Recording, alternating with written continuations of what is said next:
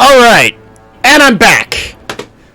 So I just had to go in and change some settings, so now it should stream better for you guys. For some reason, it was trying to use the built-in onboard graphics of my motherboard instead of using my graphics card. Somehow that setting got changed, and so it couldn't... Onboard graphics suck. There's a reason I put a GPU in this thing. So, we're back to this. Yay. Alright, let's play as Gimli. And for those of you who missed that whole first section, I was having streaming problems, and now I'm back. Welcome to GNN Gaming. I am your host this evening, Retro. So happy to see all of you. So happy to be back on my stream. And yes, Retro is back. Ha ha ha. Ha, and hats off to me already. Okay, Medic, thank you for welcoming me back and redeeming hats off to me. Top Hat or Nintendo, your choice.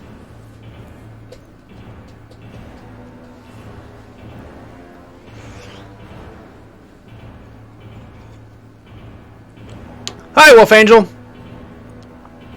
Nintendo. So I can hear what a gentleman and a scholar you are.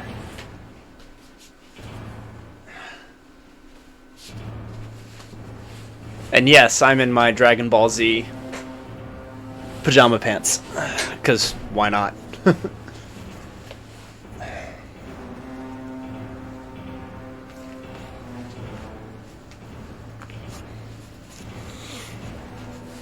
Alright.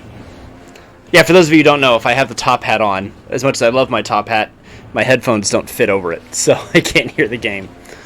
Which isn't a big deal. It's not like I, haven't played this before.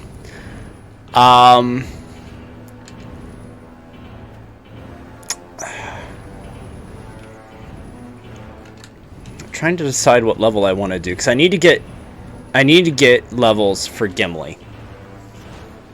I'll just go back and do this one again.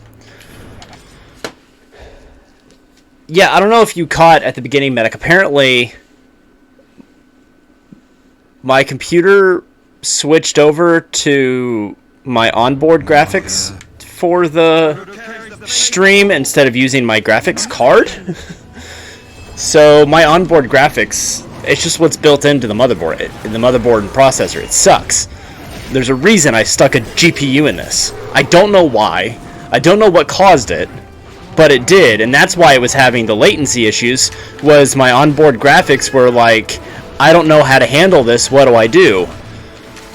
And it took me a moment of digging around in my settings to discover like what the problem was, because I didn't think to check that,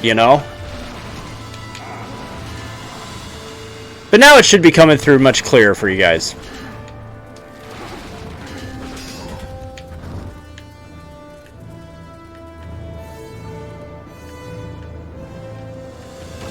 Good. Yeah, and I was getting notifications on my end, too, from the software saying, hey, this is acting up, and it's dropping frames and stuff, and I was like, I don't know why it would do that all of a sudden.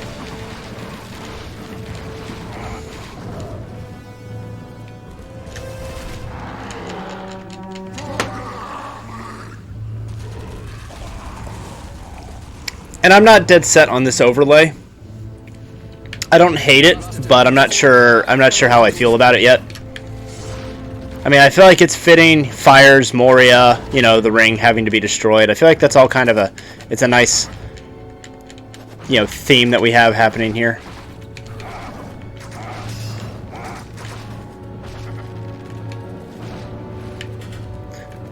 They can't say what.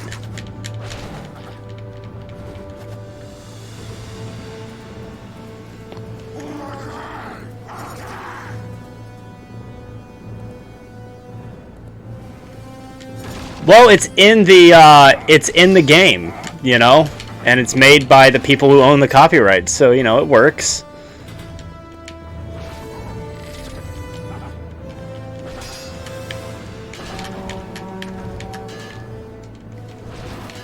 Can you hear is the game's audio coming through? Hang on, let me see.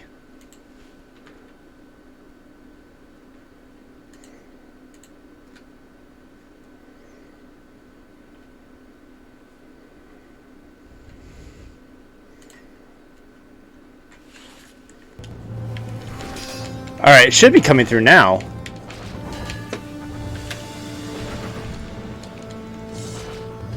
Let me see here. I mean, I've got the game's audio a little low. I'll bump it up.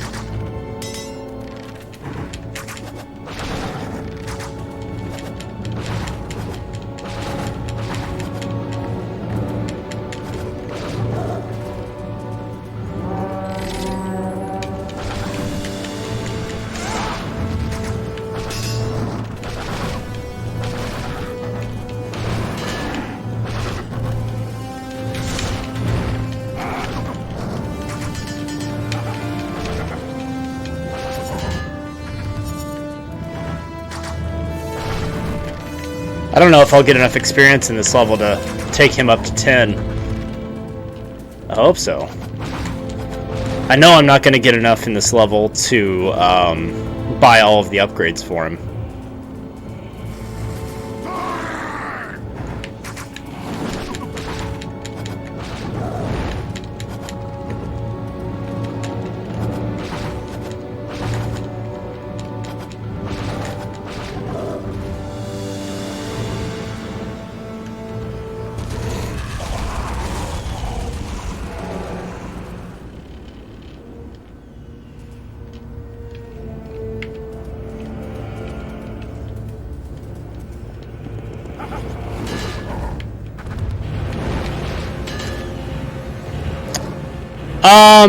Gimli's a barbarian.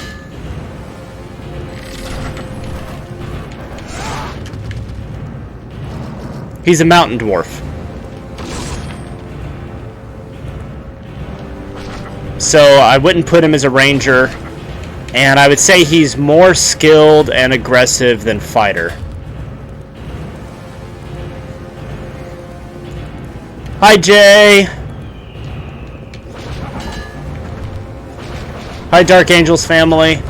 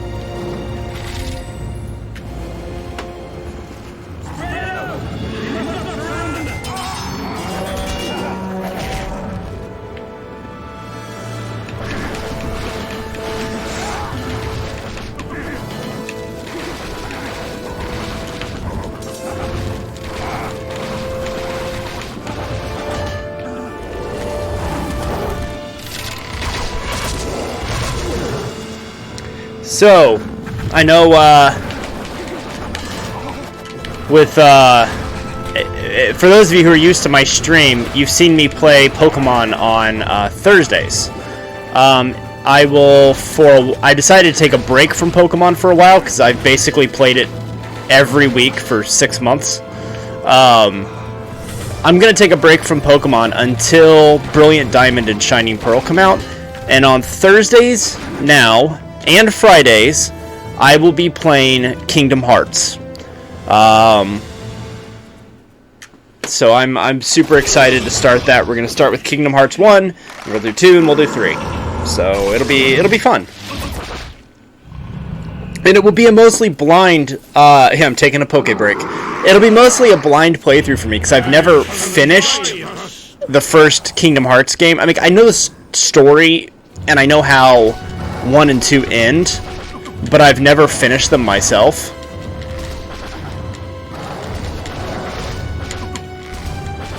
So it's going to be a little bit of a blind playthrough. 2 will be a complete blind playthrough. I've never actually played 2. I own it, never played it. And then 3, I haven't played or seen anything from it. Some time to recover in the Poke Center.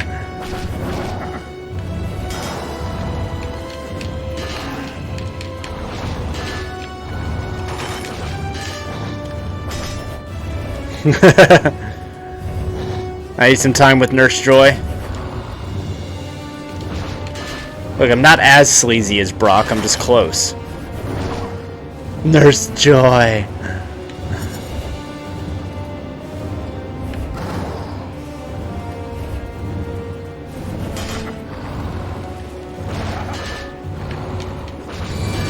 Haha! Success! I still watch this transition. This transition right here is beautiful. The most beautiful in the whole game. From the graphics that were to that are the most beautiful in the whole game. That scene. I learned everything I know from Master Roshi and Jiraiya.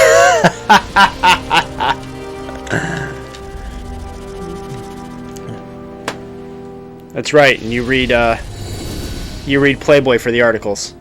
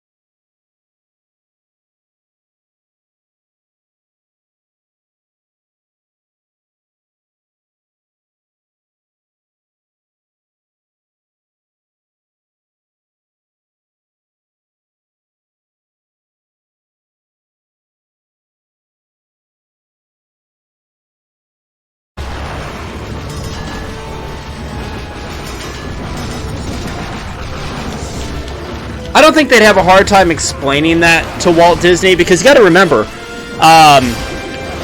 Walt Disney was like a major American capitalist.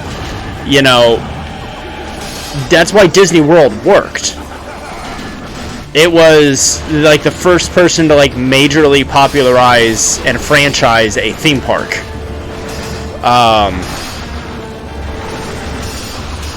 You know, so I think he would absolutely get it. And believe me, I'm pro capitalism. But yeah, I think he would get it. And you also got to remember too, he was a big fan of Henry Ford, and who was, you know, kind of the original American capitalist, or at least like the most prominent, important capitalist of the 20th century. So, and there are rumors he may or may not have been a neo-Nazi, but that's, you know, neither here nor there, and I won't speak ill of the cryogenically frozen man.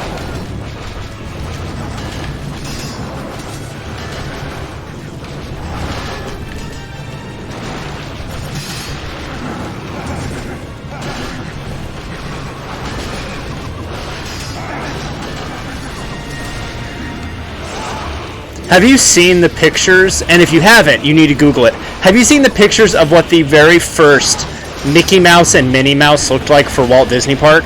It is the stuff of nightmares. It is terrifying. It is so scary. It's, I mean, you have to understand, everything comes from somewhere.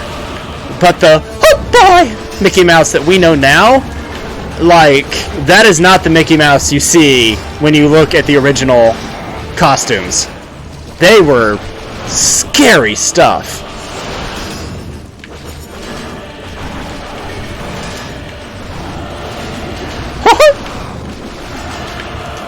Hi, Goofy. Oh boy. Oh gosh. Gee, Mickey.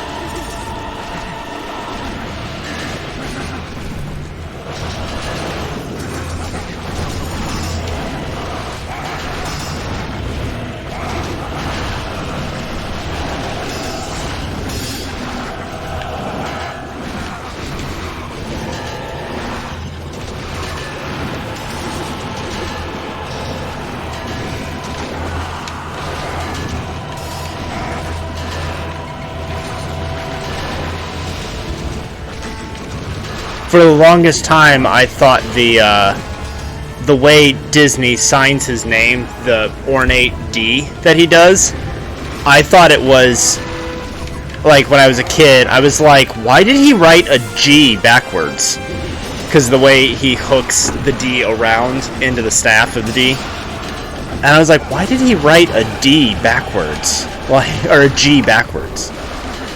I didn't understand when I was a kid that, like, that was the way Disney did his signature.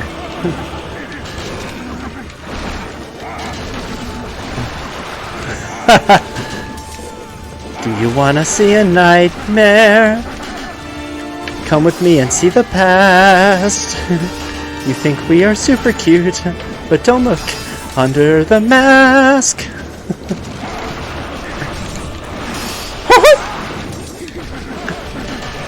Hi, little buddy!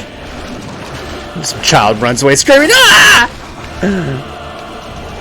The Black Cauldron.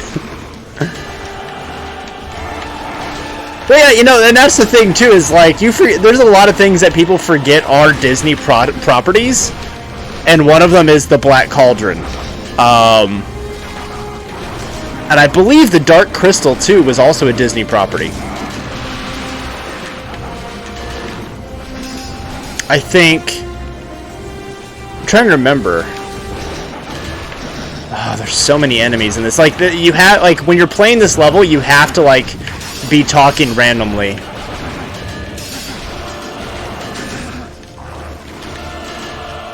Because there's just so many enemies that it's just like, ugh.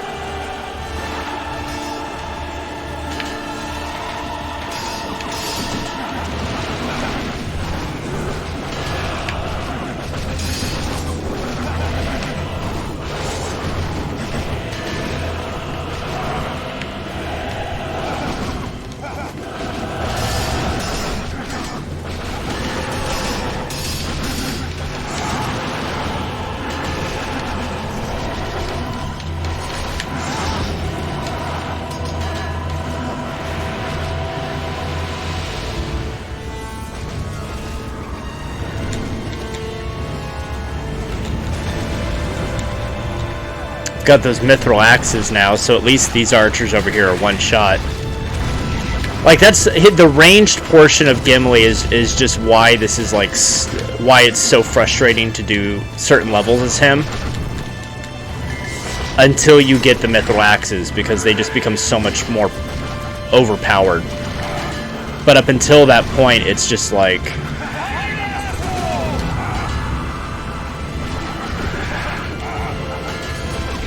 come on.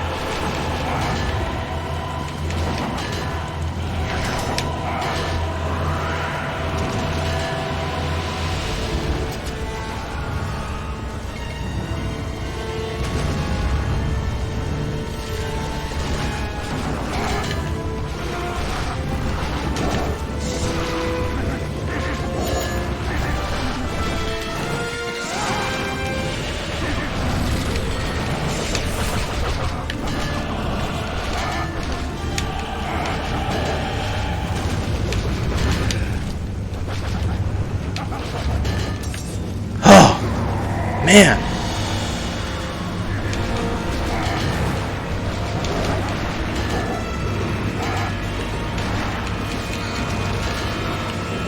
I wonder when if our society becomes so technologically advanced, we still love sci-fi. I think it'll change. I think what we perceive as science fiction will change as technology and society change. Hey! Thank you, medic!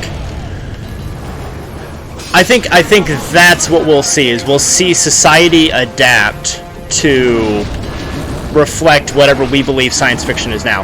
And if you don't believe that, watch the original The Day the Earth Stood Still, and how they perceived what science fiction and aliens and everything would look like then. It was extremely different.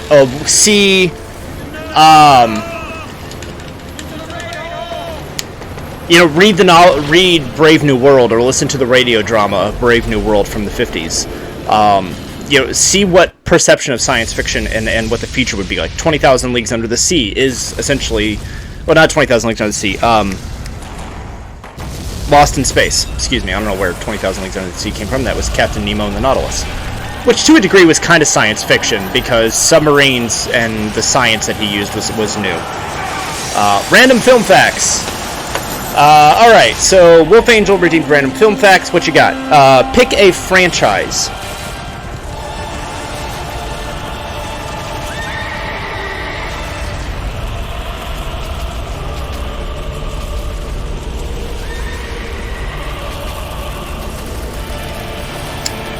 Pokemon film fact, or just a random Pokemon fact. Sauron and Saruman are tightening the noose. Because I got a couple.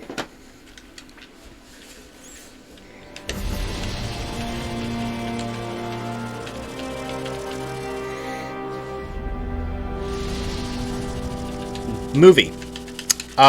Okay. So,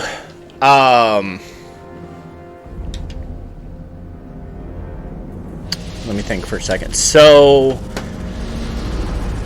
if you watch Pokemon the first movie, Mewtwo's Revenge, or Mewtwo Strikes Back, Mewtwo is voiced by a man. But if you watch Mewtwo Returns, which is the spiritual successor that went straight to video, Mewtwo is actually voiced by a woman. Mewtwo now has a very feminine voice. Which was interesting. It was very different. And then they went back to, with Detective Pikachu, they went back to the traditional voice style of the Mewtwo from Mewtwo Strikes Back.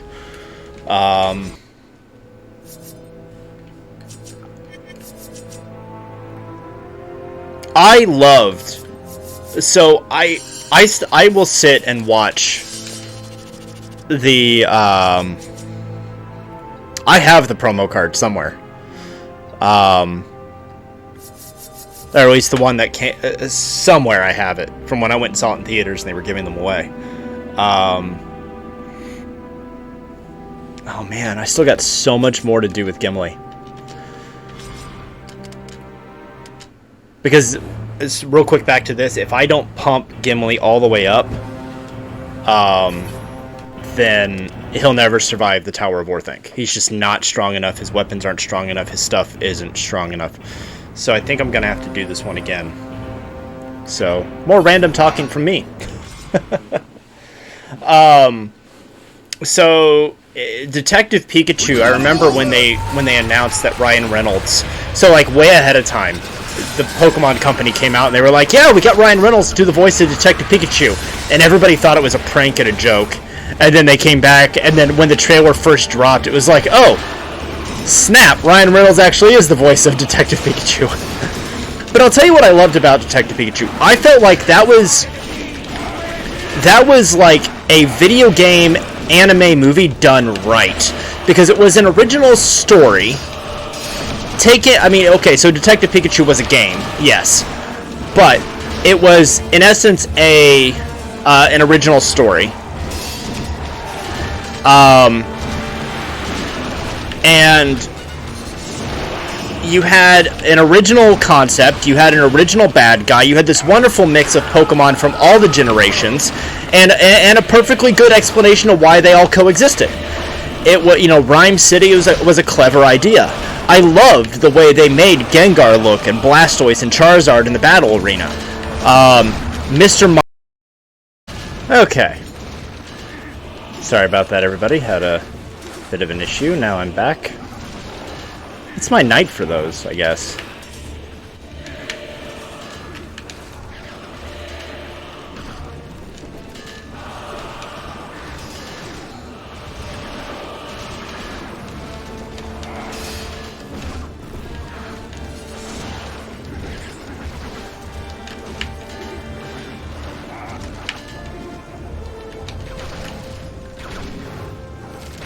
So what were we talking about? Oh, I was talking about Detective Pikachu. I love how... Hey, medic. One of the things that I loved about... I was talking about Detective Pikachu before we had the crash.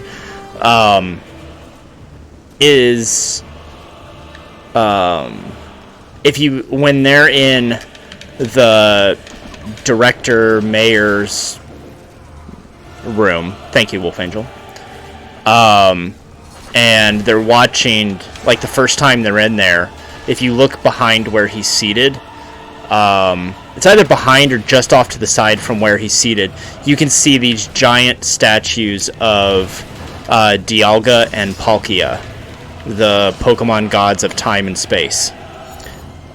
Which I thought was a neat little detail that they put in there.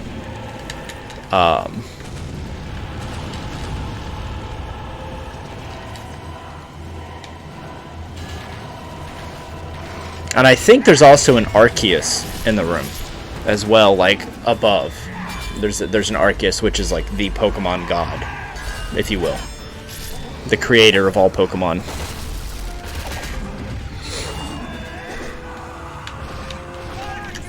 But there's a lot of really neat background elements in Detective Pikachu, and you can tell just a lot of thought and detail went into it. And I remember when Detective Pikachu came out, they were also showed the first trailer for the Sonic movie before they improved it. And I remember everybody was like, wait, why can the Pokemon Company get the Pokemon right, but the Sonic Company, Sega, literally can't get Sonic the Hedgehog right? Like...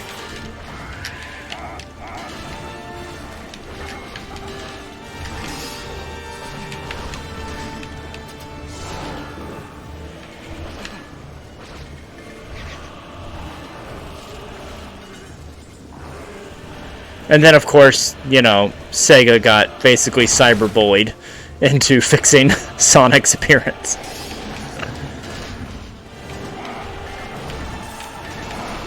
But let's face it, what the end product ended up being probably made them way more money even with the loss that they took, probably ended up making them way more money than they would have made if they had released it as was.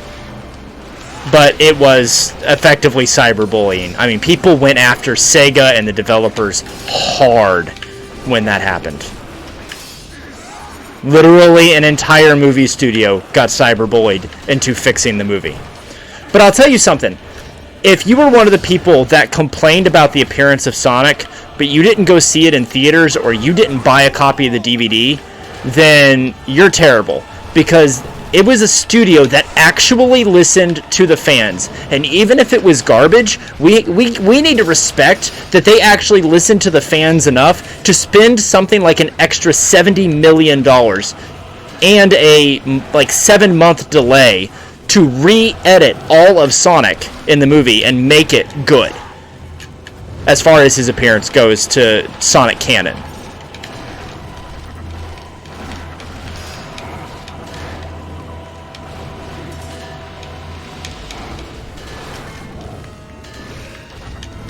There, I said it. There's my controversial opinion for now.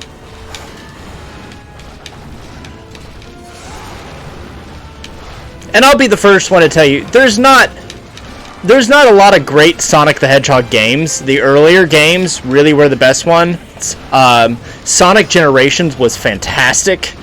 But a lot of the Sonic games were kind of weird. It was like somebody just took fan fictions that they found on the internet and turned them into games. We should do it with Transformers now. You know, ever since I heard that they're doing basically Beast Wars with Transformers, I'm not a fan, only because I love Beast Wars. And I love the concept of Beast Wars and the story Beast Wars had, which was where they landed... Your boy's like the little blue ball rodent in games. Little blue ball rodent. That is that is a great name for Sonic. The little blue ball rodent. The thing too is that with Transformers, like Beast Wars, they landed on a prehistoric Earth, and they took the form of whatever they could find around them. So they found old animals, and the Decepticons found dinosaurs.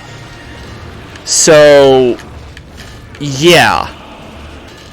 Cheetor, I have a couple Transmetals. I have a Transmetal Optimus Primal, which is what he was. He wasn't Optimus Prime, he was Optimus Primal because he was an ape. But I have a Transmetal Optimus Prime still in all the pieces, still in full working order. And what was cool about the Transmetals wasn't just like their cool look, but they had 3 forms that they transformed into. There was like a regular form, there was a form for speed, and then there was a form for combat. And so they just looked really cool. It was a classic take on a beloved franchise. It was, for the 90s, it was like state-of-the-art, computer graphics, which they don't hold up today at all. It's like if you watch anybody remember Reboot? Hey, Hit Planet. Does anybody remember the 90s 3D TV show Reboot? Alright, Medic does. So Reboot was the pinnacle of CGI in the day. Right? And it just didn't get better than that back then.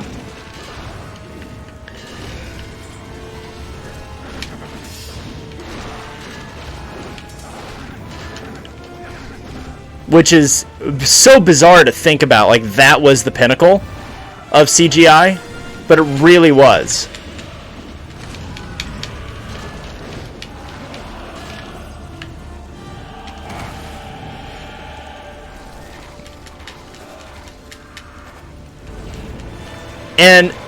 And the whole reason, I look back at those and I go, well, why did they work back then? And why are they still, fondly remembered now? And it's the same reason it's the same reason that retro games work now. It's not just the nostalgia associated with them. See, when we had these 8-bit graphics, like you look at the old school Final Fantasy, Super Nintendo 16-bit, 32-bit graphics, you realize that we didn't have, we couldn't see the sweat glands of our enemies. We couldn't see every pore in amazing detail. No, we had blocks on a screen that represented monsters and heroes. And we had to use our imaginations more to make the game better. We filled in the blanks of the game with our imaginations. And so we remember these retro games fondly because we put more work into appreciating what we were playing, because otherwise we couldn't make sense of it. Right?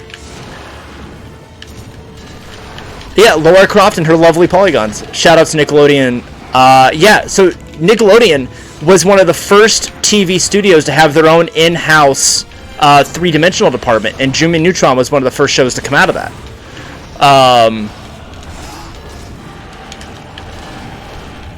Beauty and the Beast had the very first fully CGI'd scene in a movie, and it was the ballroom scene. And when I say fully CGI'd, The Little Mermaid had a few elements here and there, but never where it was the entire scene. That entire ballroom scene in Beauty and the Beast was all CGI. Treasure Planet. Yep. That was the first time everything was mixed, like for an entire movie.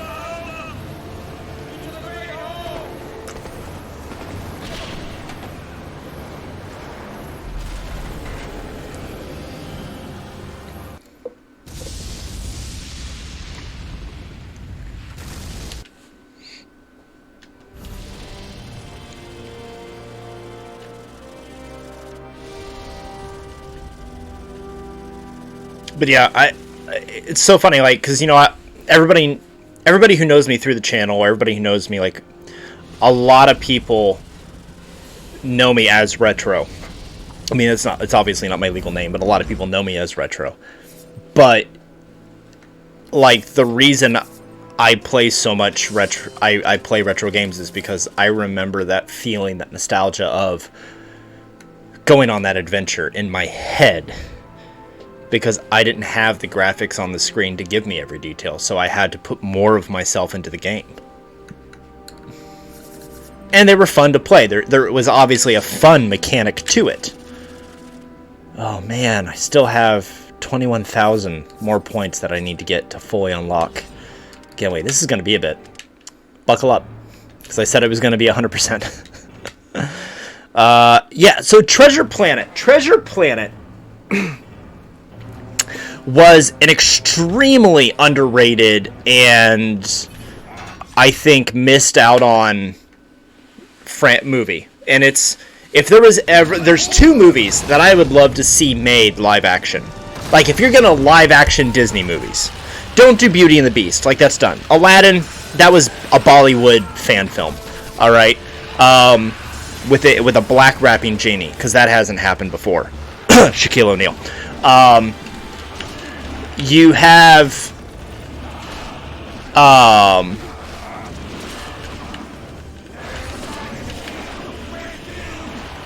Treasure Planet.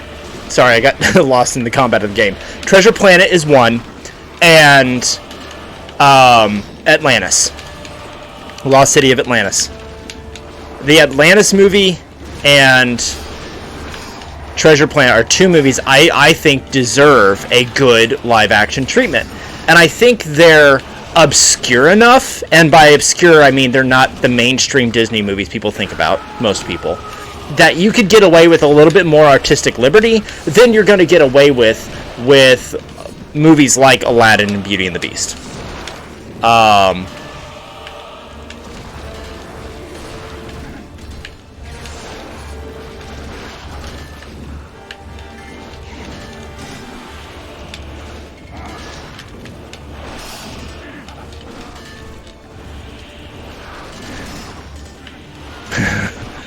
We got your 3 basic food groups: beans, bacon, and lard. Such great movie, and they had such great lines, and I think it must have been like the timeline of when they came out that they just didn't get like caught up in the popularity that they deserved. You know, they must have been overshadowed by other films that came out at the time. Oh, we're all gonna die.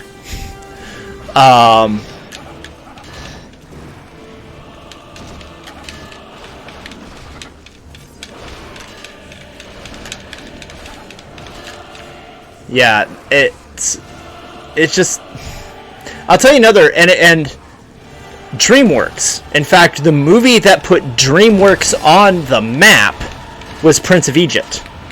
DreamWorks was a no-name studio until Prince of Egypt, believe it or not.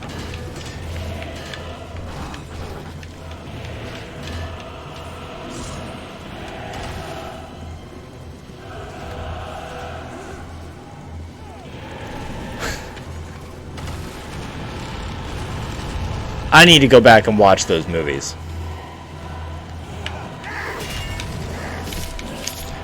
Oh, Titan AE. That's another one of those that to me was amazing visuals, great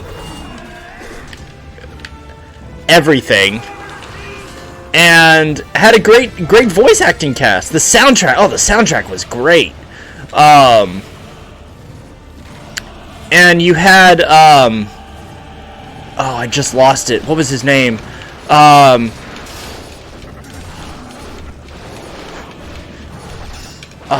He was the voice of the captain in that. He was also the president in Independence Day. He was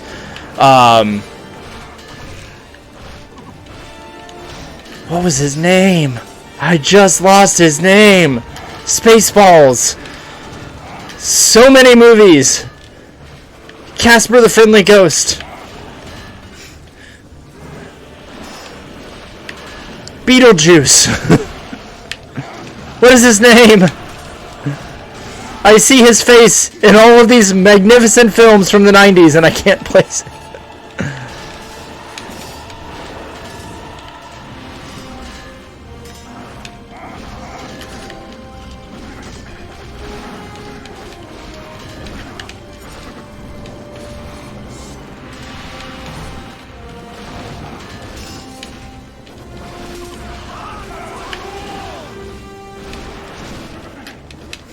Twitch needs an IMDb plugin.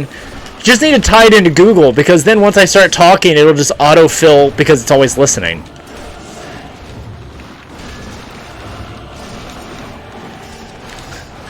They just need like an Alexa Twitch filter, like, hey Twitch, tell me this. That's it. There's my $1 million idea for streamers. I called it. It's mine. I'm going to develop a Twitch plugin that acts like an Alexa. Oh, I forgot you have an Alexa that can hear me.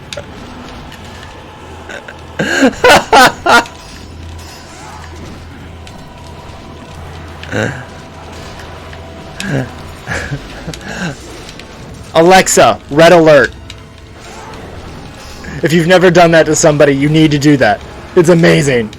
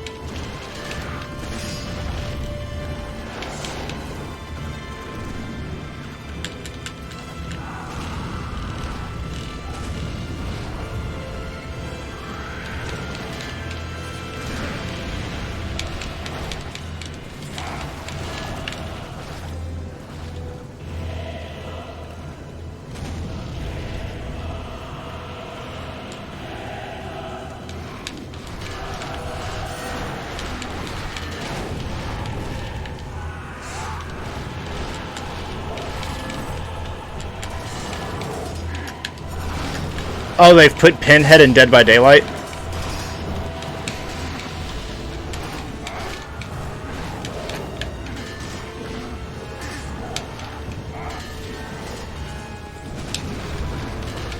Nice. And they have Pyramid Head in there too, don't they? Or am I imagining that they put Pyramid Head in?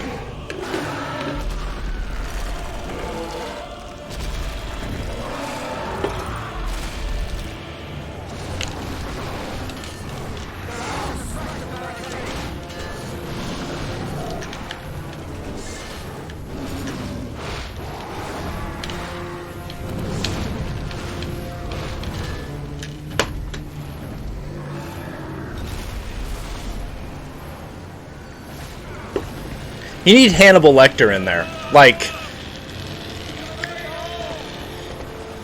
do you hear the lambs screaming, Clarice? Hello, Clarice.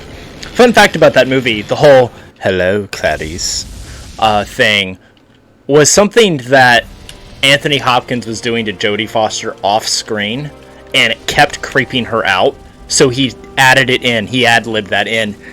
And so the kind of creepiness you see on her face in that scene is real, because she hated when he would go, hello, Clarice. Oh, man!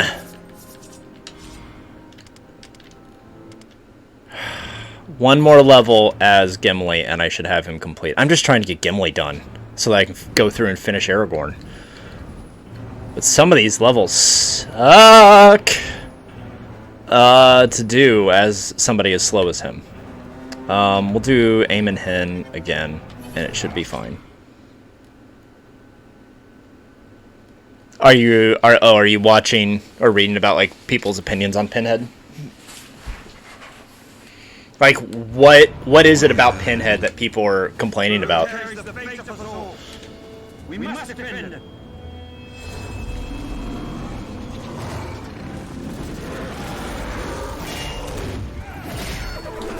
No sex appeal. It's true. That's true. Unless you're just really into acupuncture. Like, I'm sure that's a thing. I am almost positive that is a thing for people. I mean, if feet are a thing for people, I'm sure acupuncture is a thing for people. So clearly there is an appeal to him.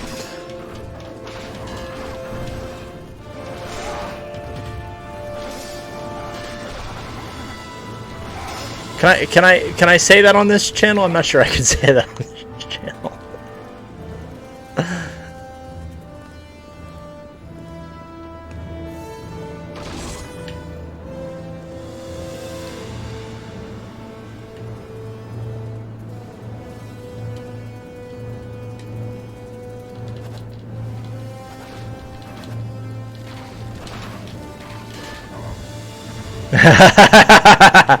Oh, I forgot I did Sweet Transvestite.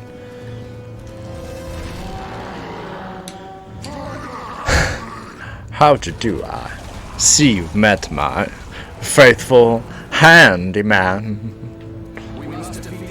I've been trying to decide like what Halloween songs I want to, because you know that's our next major holiday in the US is Halloween, and I've been trying to decide what Halloween songs. So like I'm working on, I'm nowhere near ready to do it, but I'm working on like Oogie Boogie song and This Is Halloween. Of course, you know, I already know stuff from Sweeney Todd. I Put a Spell on You by CCR. Which, if you've never heard most people who know I Put a Spell on You know it from like one of two main sources. They know it from the movie Hocus Pocus, or they know it from Creedence Clearwater Revival. Annie Lennox did a cover of it a few years ago. That was absolutely just phenomenal.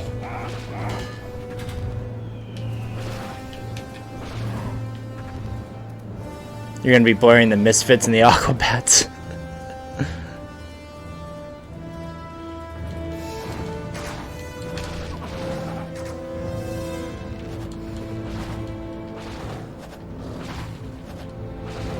And then you have other Halloween classics like, the Monster Mash and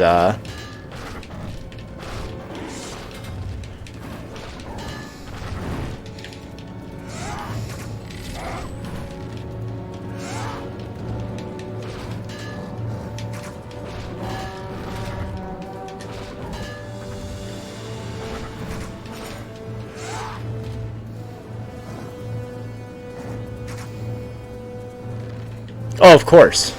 Well, that happens every time. When they release Trickster, it was like that. I mean, every time they release a new killer or player in Dead by Daylight, or Survivor in Dead by Daylight, it always is like you can't say you're surprised. It's pronounced Frankenstein. They said it was Frankenstein. No, it's pronounced Igor. They told me it was Igor. Well, they were wrong then, weren't they?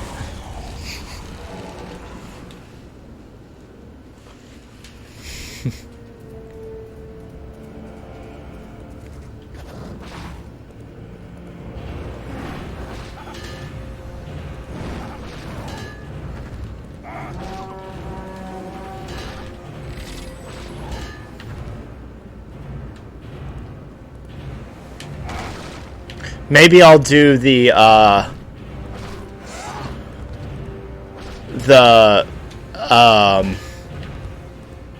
epiphany monologue from Young Frankenstein, where he realizes he is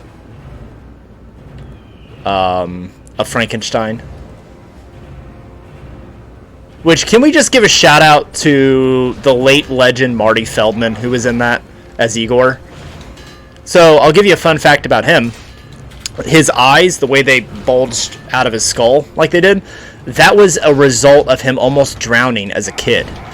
And the pressure buildup that happened basically caused his eyes to do that. So that wasn't like a trick he did or anything, or it was legitimately like from a freak accident of him when he was a kid. But he was such a great physical comedian, such a great... if you've never seen the Mel Brooks film Silent Movie, it's him, Dom DeLuise, and Mel Brooks through pretty much all of it. As they're it's a silent movie about them trying to make a silent movie. And it's just absolutely hysterical. And Marty Feldman is in it. And he was in a lot of early Mel Brooks productions like 12 Chairs and some of the others before he passed away. Kind of like how Dom DeLuise was in so many.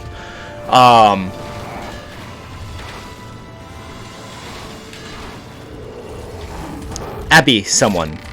Abby normal.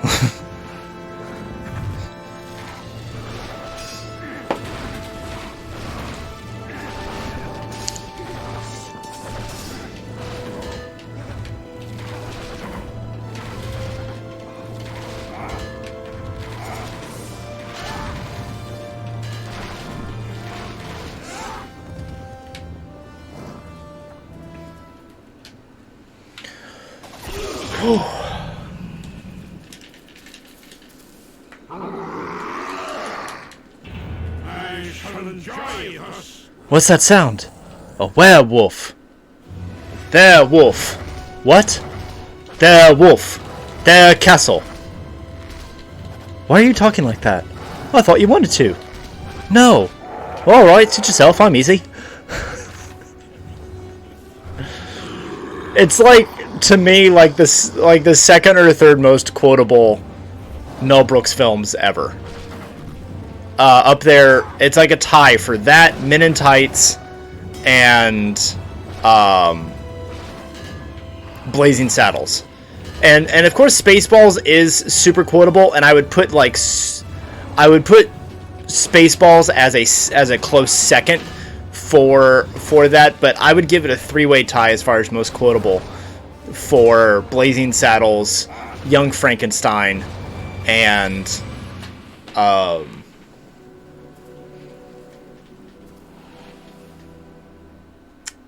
yeah, I would say that, yeah.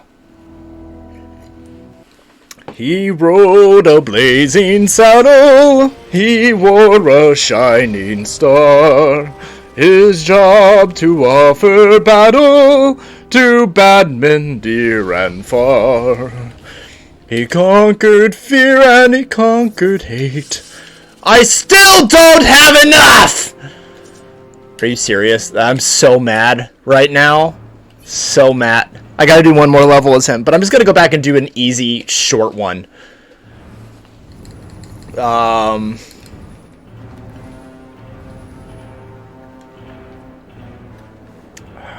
This one will do it.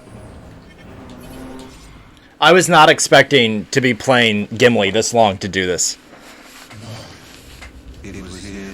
Wolf is mad.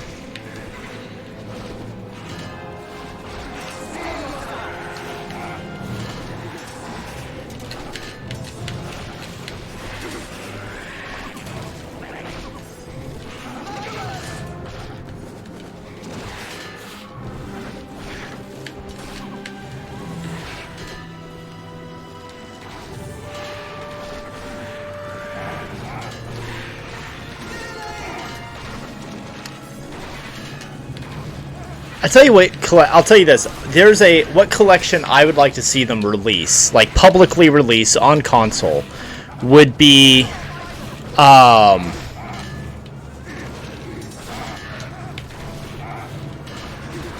would like to see them release, like the old arcade cabinet games, like which I know you can get emulators for like MAME and stuff. But like to actually release the X-Men arcade cabinet, to release the Ninja Turtles arcade cabinet, like the actual games, not remakes, originally as they were. I'd love to see those come back, and I would buy that in a heartbeat. Turtles in Time, X-Men Rise of Apocalypse. Those games were, I mean, they were so much fun. I mean, they were quarter suckers, and they were designed to be. You know, you go to the movie theater, and they'd be in like the arcade section back when movie theaters had those, and oh yeah, I mean, it was.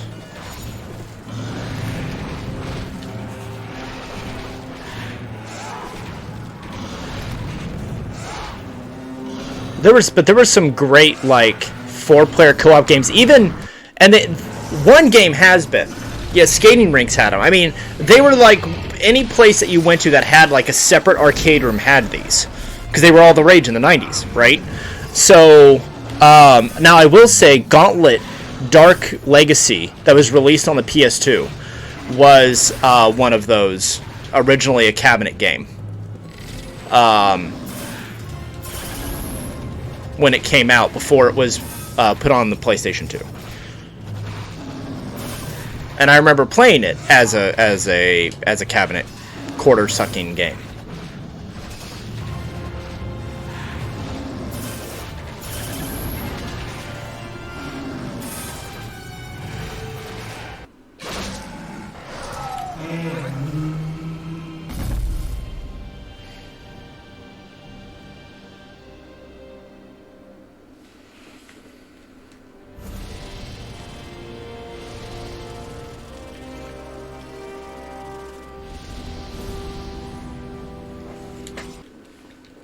Fighting Force on the PS1.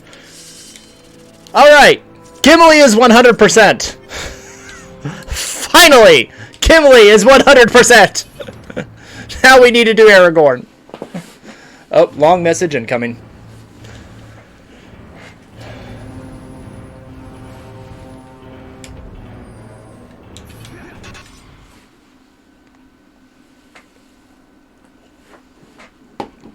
I wish, like, the experience points you get left over from one, like they were in a pool, and all 3 characters could pull from the same pool of experience points. So you wouldn't have to play the same character through all the levels so many times to get him there.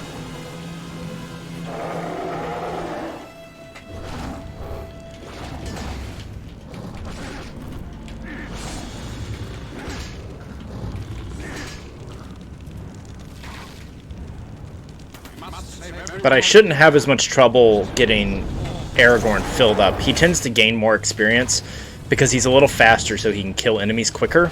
So just the levels go quicker, and he gets, because he's faster and gets more attacks in, he gets better attack combos and more points when you get better combos. So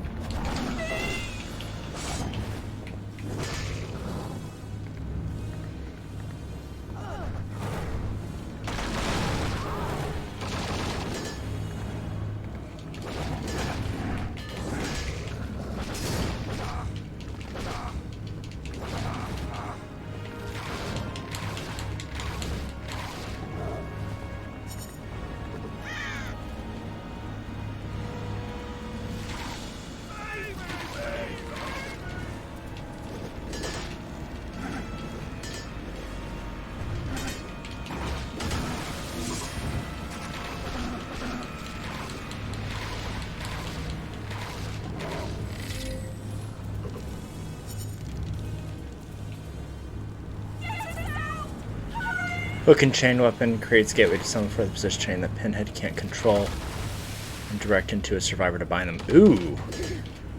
That's intense.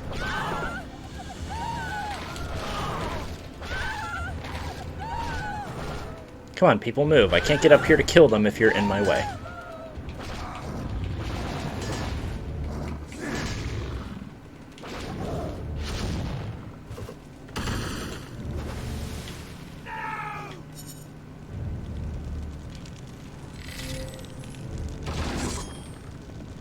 I don't play Dead by Daylight, but I enjoy watching other people play it. And, Survivor Bound is unable to sprint, suffers from incapacitated status effect. Wow. That's... I can see why people would want to play him. That's intense. Now, did they release a Survivor counter?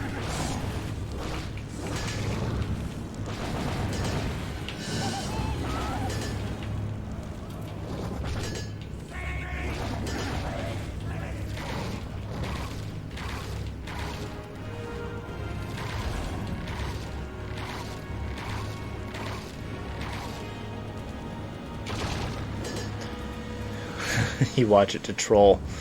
Medic, you would never troll. The break free action to escape. Okay, so at least it's not like a complete, like, one shot you're screwed kind of a thing.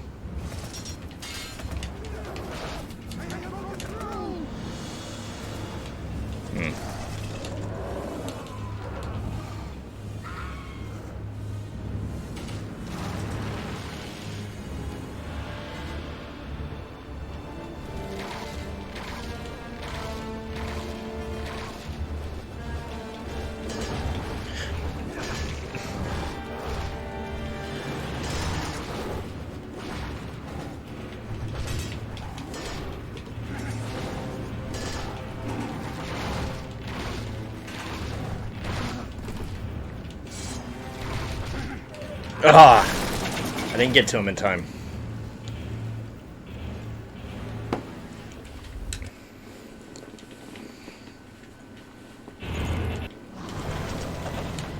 This is the one level that, like, every character I have had to, like, start over from the beginning more than other. Summons chains to pursue survivors until a survivor picks up the limit configuration.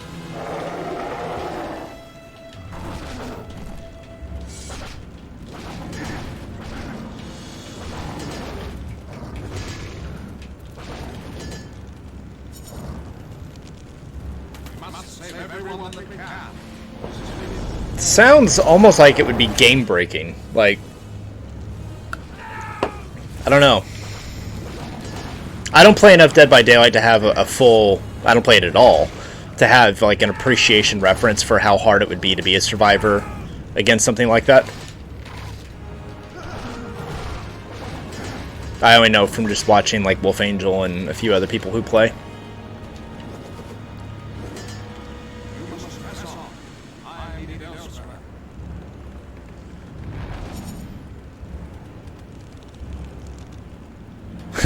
Makes you happy, you tell people. Just roll dice. Yep. Yeah, because D&D is complicated. Complicated math.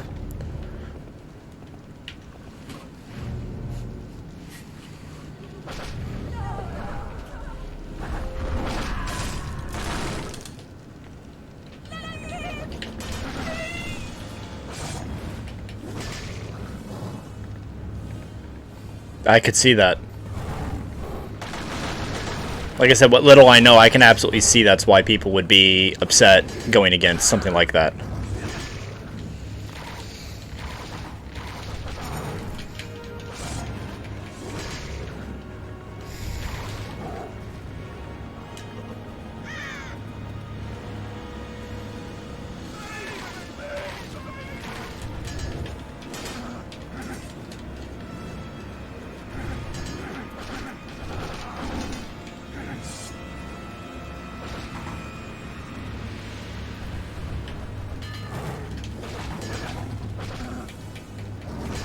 It's classified as difficulty hard, do you think?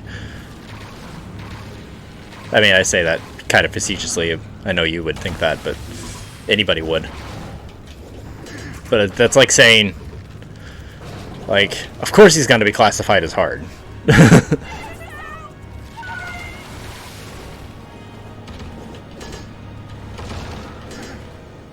I don't know what Aragorn's sword is made of, but it can handle some serious abuse.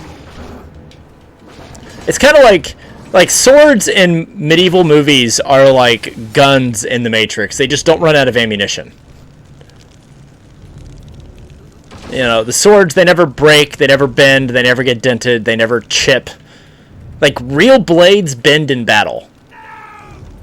You know, armies had to travel with blacksmiths and bladesmiths to constantly repair, resharpen weapons and armor.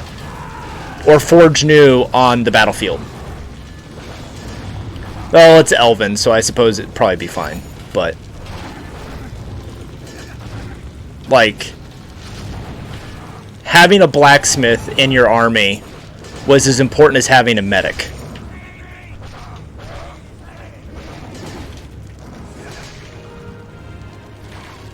Which, honestly, in the old days of medieval medicine, even right up through the Revolutionary War, more people died from frontier medicine on the battlefield than would have probably died from their actual wounds. All you need is Gandalf. I need a hero, holding out for a hero till the morning light.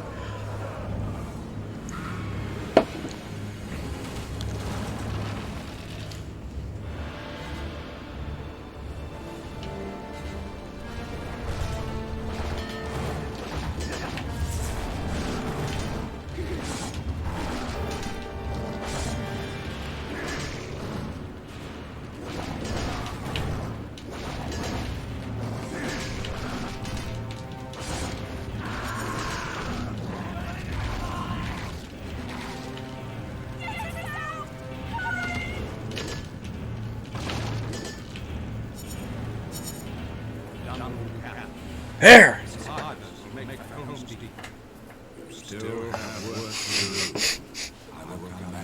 Yeah, imagine being like an old-timey frontier doctor. You got demons in your blood. Here, take some cocaine. Well, like, laudanum was used up through the late 19th and early 20th centuries to treat headaches. It was opium! You know? They had the good stuff!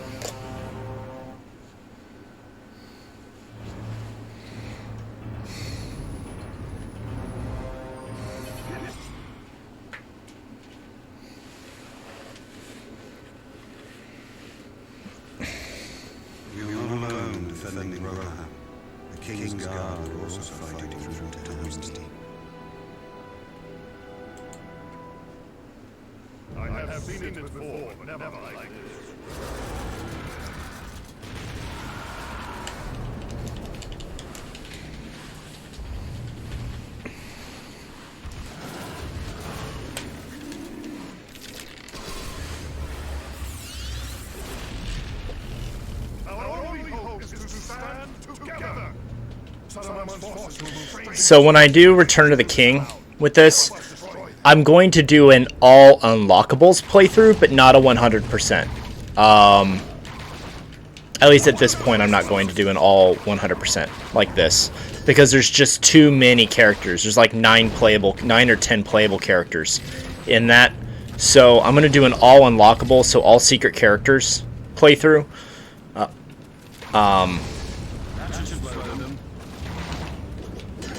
Or not.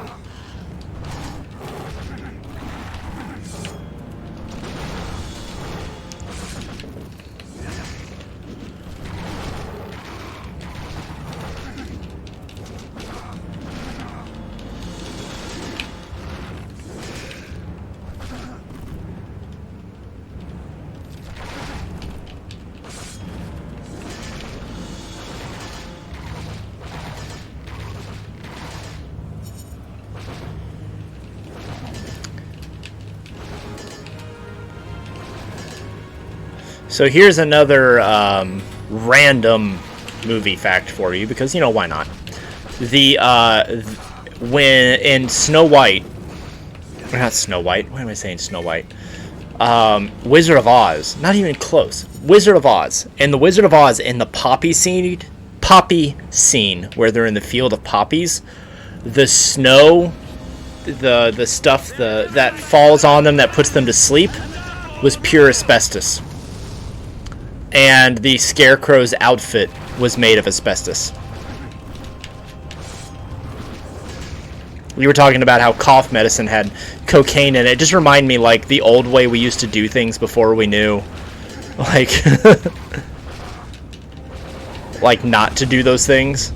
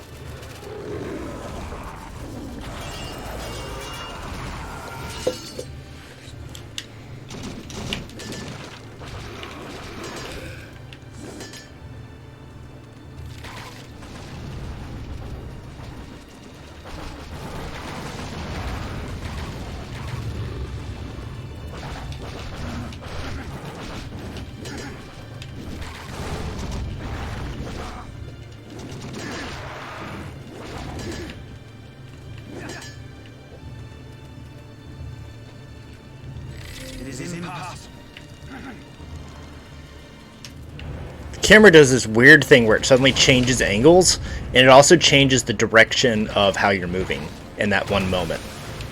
It's kind of annoying. Because, like, your direction for moving, you know, one way on the screen suddenly flips, and now you're going in reverse, and so you end up doing this like back and forth in the scene.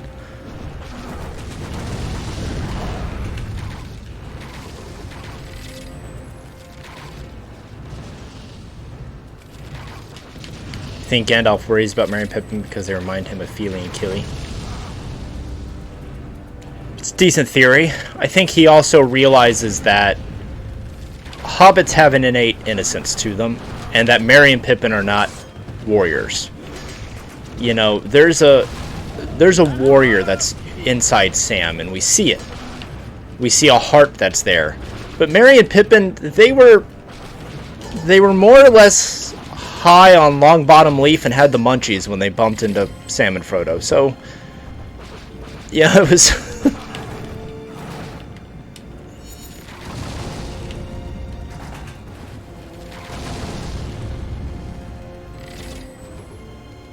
I think Gandalf just wanted better for them.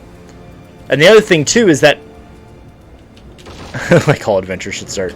The other thing, too, is Pippin is Frodo's cousin.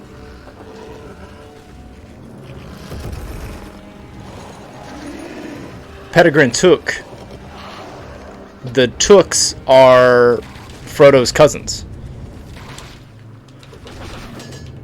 So, while he's not directly related to Merry, there is a direct relation to... So, you know, Gandalf would know that whole family. He would be aware of most of the hobbits. You know, he would be familiar with Gaffer Gamgee, Sam's father, because he's the same age Bilbo would be.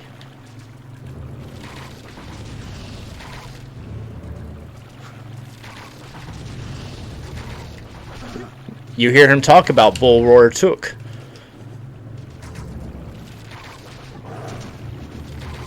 And the invention of golf.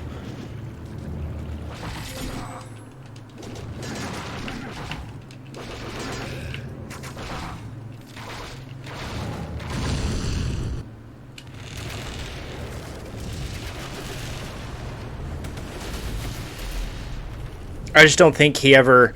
I don't think... And Gandalf even says it. He talked to it. There was so much that happened that he never intended to happen.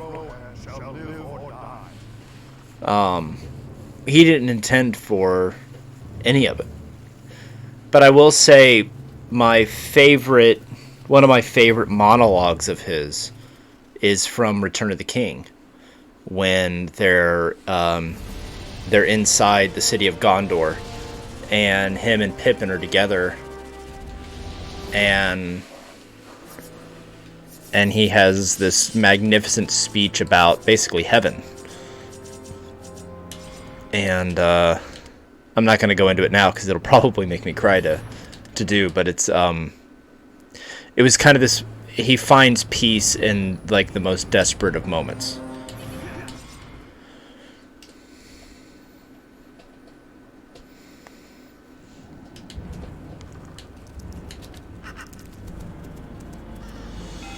But Gandalf was also like 9,000 years old, so... and had already died once by the time that had taken place.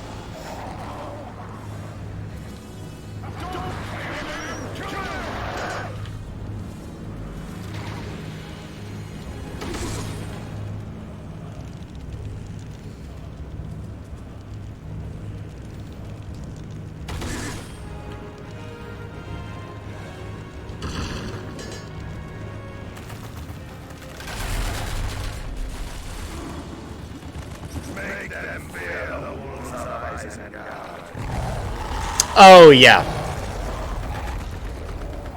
Are you talking about when Aragorn kicks the helmet? You don't actually see that in the game. Like, that scene isn't played out in the game. But yeah, that's when he broke a couple of his toes. I think it was 2 toes that he broke in that scene.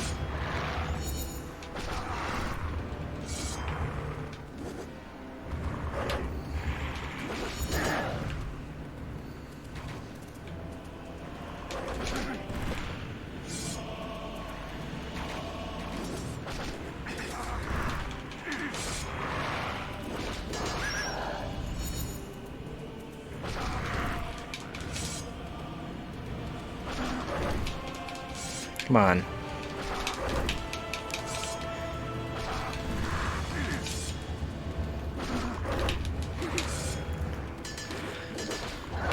Timing that is harder than I would like to admit. What shot? Are you talking about from the game of where, or from the movie where he breaks his toes, or something I did? I wasn't paying attention.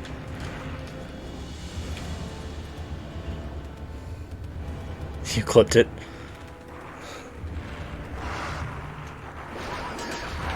Awesome, because that's just fantastic. I have no idea what I did. Sure, what's a fun fact, Wolf Angel? I'm always down for fun facts.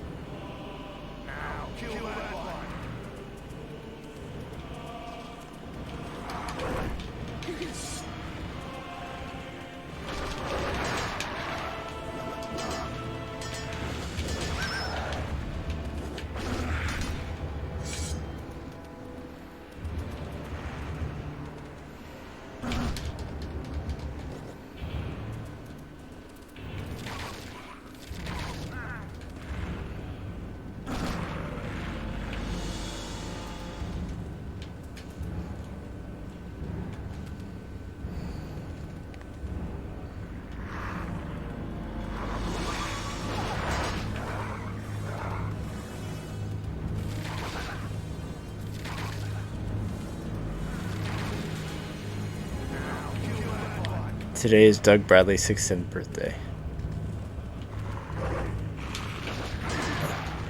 Well, I don't believe in coincidences, so...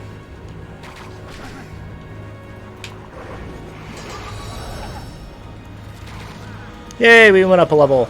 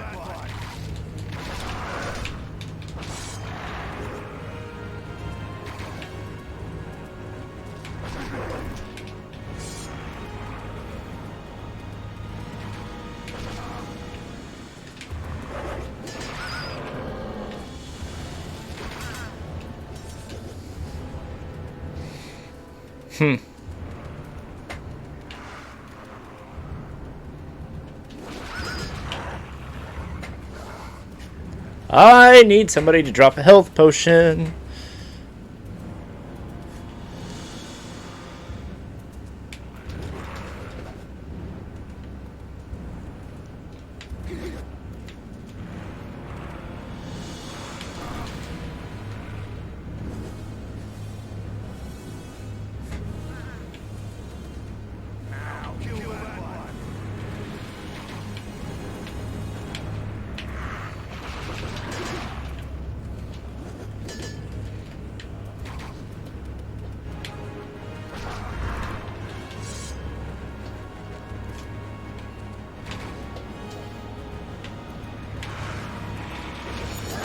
There we go, thank you.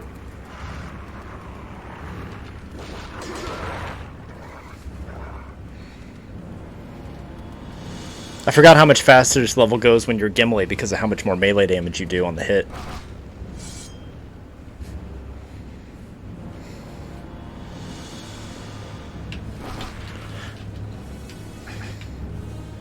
I don't know, because of how long it took me to get Gimli at level 10 and all of his unlockables, I don't know if I'll be able to get everybody tonight. I may have to do before my stream's over, because I only got like...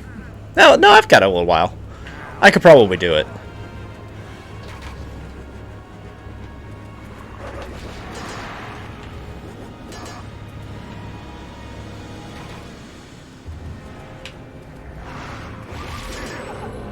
You believe. Did you guys see that the new Matrix trailer dropped?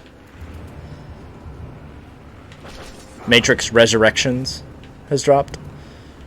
what they've done with it is clever, cruel, and overcomplicated. You have to go to the website what'sinthematrix.com, and then you will see a red pill and a blue pill, and you pick one. And depending on which one you pick and what time of day you pick it, you will get a different 30-second teaser. And there's literally a different one for every minute of the day for both red and blue. And, yeah, so that's, what, 2,800, over 28, like 2,880, 2,880 possible snippets you could see depending on what you do. And somebody has compiled them all into one, which is impressive considering the trailer dropped today. But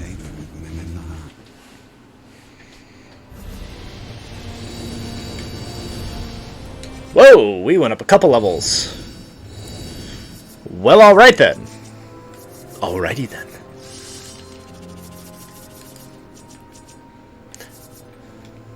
Here's an underrated Jim Carrey movie for you.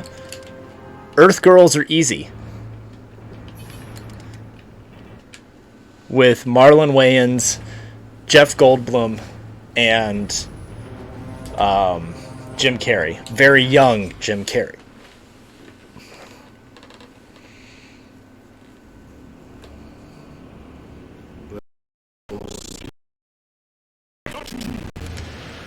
Oh, this level.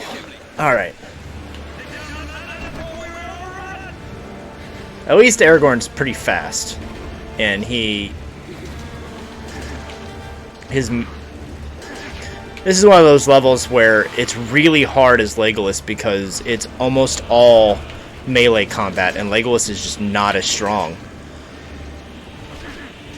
But with Gimli, it was hard because Gimli was so small, it was real easy for things to, like, stop him. And he was slow on the attack, so I'm hoping that this will speed it up and make this level a little bit easier to manage if these elves would just get out of my way.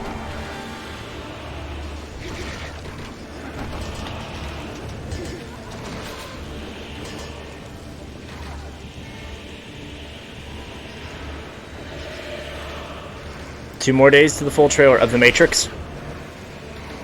I'm excited for it. Because here's the thing.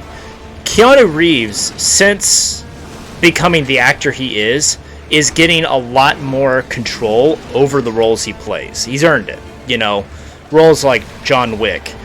And so I think if he's agreed to come back and do this, I think it's going to be good. I think he's looked at it and said, yeah.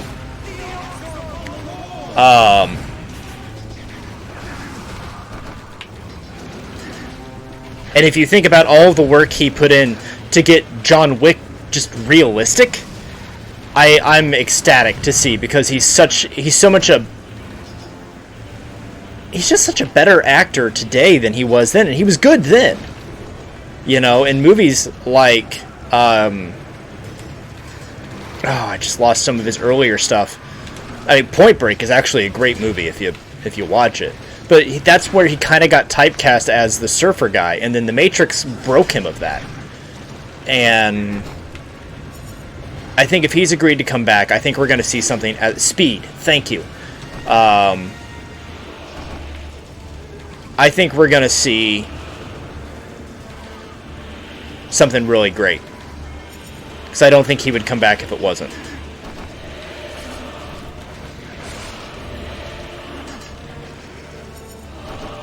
I hope he wouldn't come back unless it's going to be good.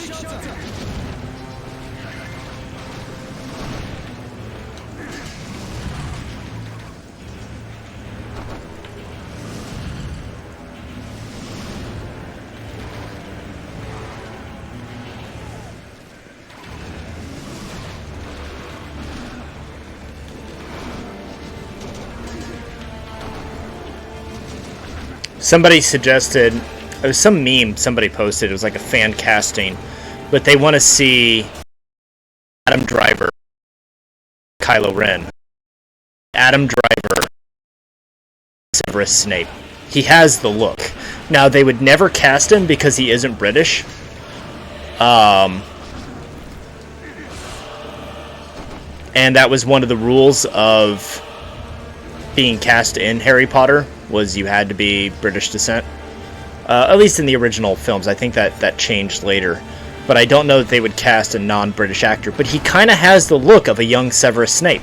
And I could see it. I think it would be a great casting, because I think Adam Driver's a really great actor, and I think he's, things I've seen him in outside of just Star Wars, he's really talented.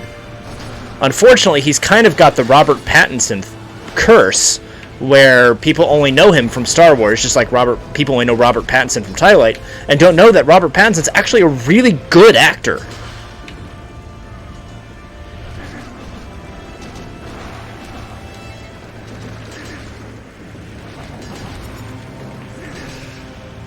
I actually think he would make a really good Batman, and the early screenings of the Batman movie that he's doing, The Batman, basically paint it as a horror film. This is not, the comic book Batman. This is supposed to be even darker than what they went with The Dark Knight and Heath Ledger. They're saying that this has, like, horror film vibes. So, I think it's got potential. But he would play kind of the tortured soul character really well, I think. And unfortunately, he was just another actor who got caught with a really bad script when it came to, like, Twilight.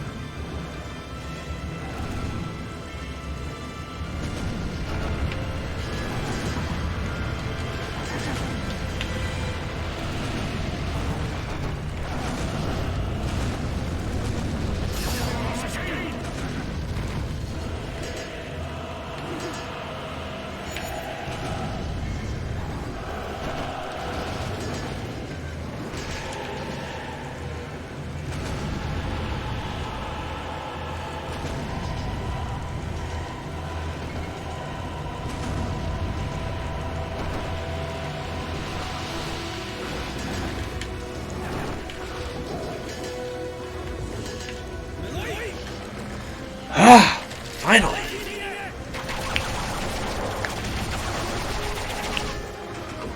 Hand is actually cramping from all of this.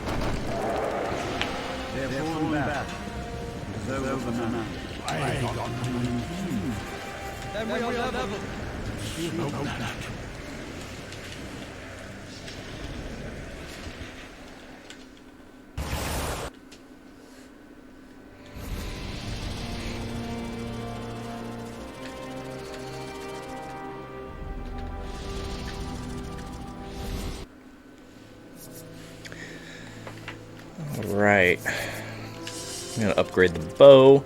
Okay, so I'm going to take a quick break here. I'll be back in 2 minutes. Hey, GVeast, good timing. I'm actually going to go on a 2-minute break, but I'm not closing the stream down. I'll be back in just a few minutes.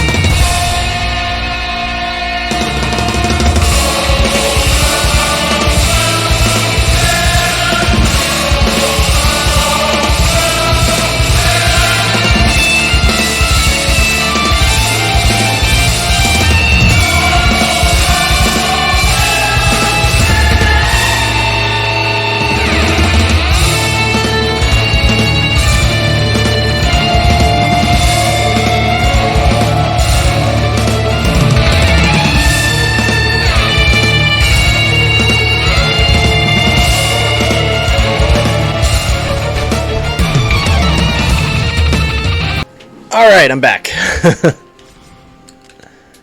Right in the middle of the guitar solo.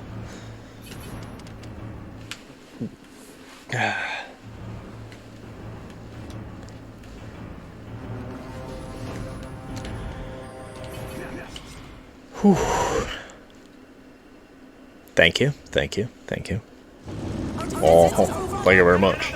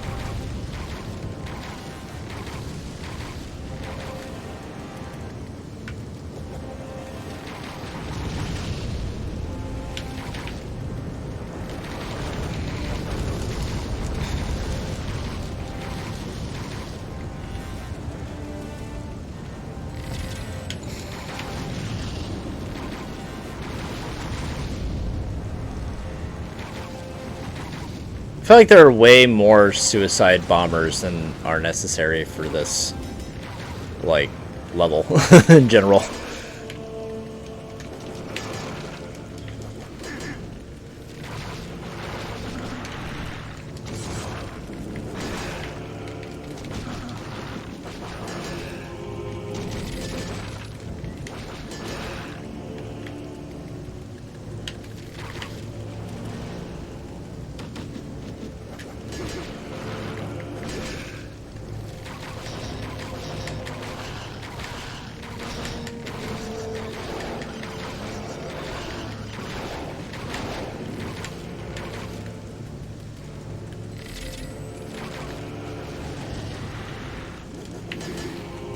Wolf Angel redeemed 2 truths and a lie.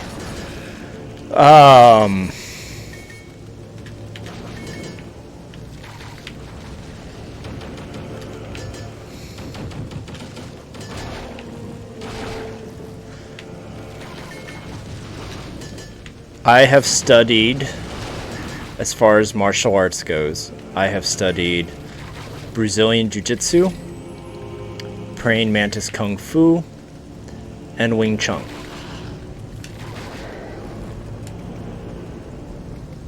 Which one's the lie?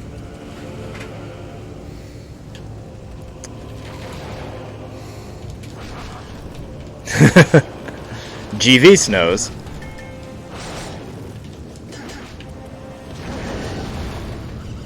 Medic says Praying Mantis is the lie. What do you think, Wolf Angel? What's the lie?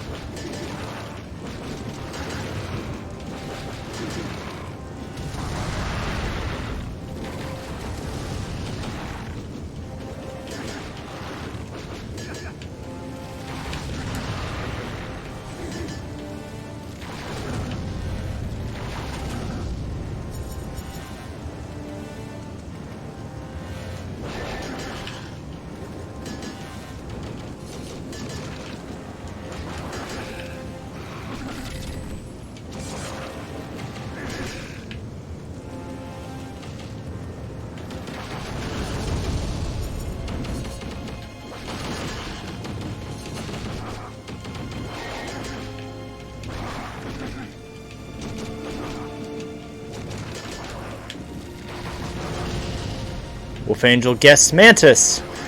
And the correct answer is I have never studied Brazilian Jiu-Jitsu.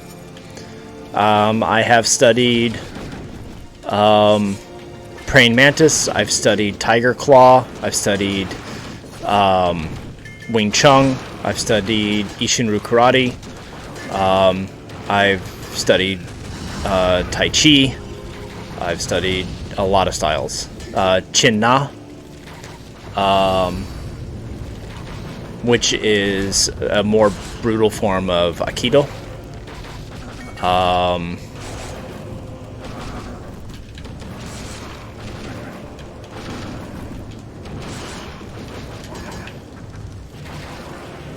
I hold a 2nd degree black belt in karate, and I hold an instructor rank in Wing Chun. Oh, you just repeated what Medic said? Yeah, so it was Brazilian Jiu-Jitsu, Wing Chun, and Praying Mantis Kung Fu.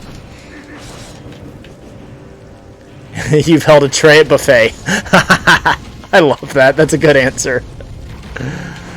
So, when I was a kid, I've talked about this before, I think. When I was a kid, I had a bad temper, and I got bullied a lot, and I wanted to beat everybody up. But that was like my response, was to get like physical with everybody, as in response to bullying and in response to everything. And so it's kind of a way to both teach me control, but also to teach me how to defend myself without hurting myself.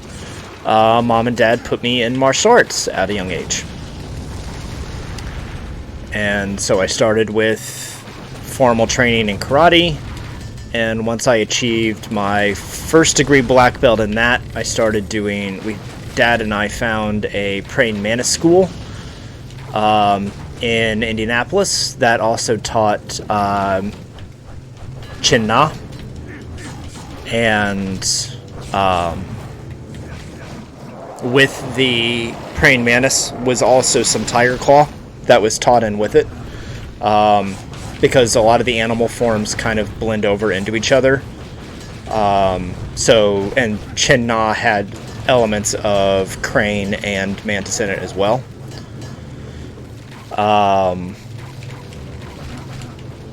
And I did that for a few years. I didn't get as far in mantis.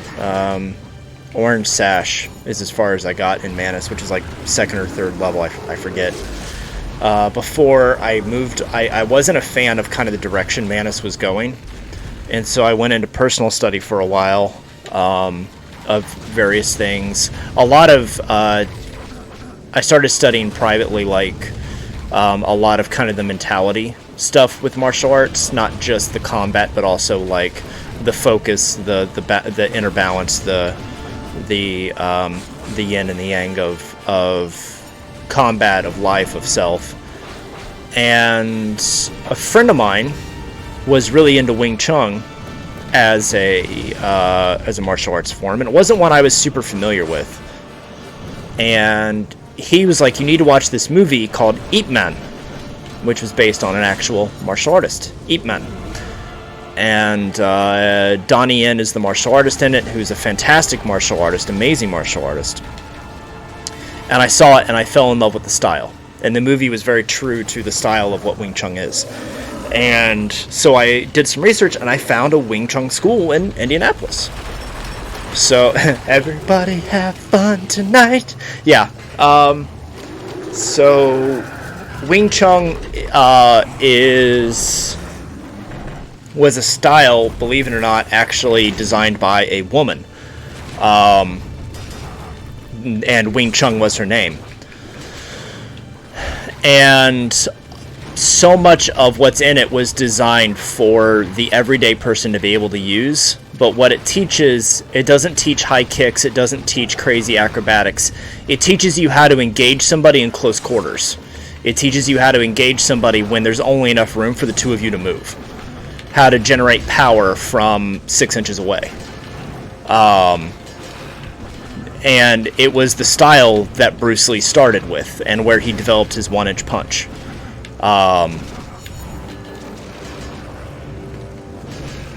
But it was a practical form of teaching actual combat.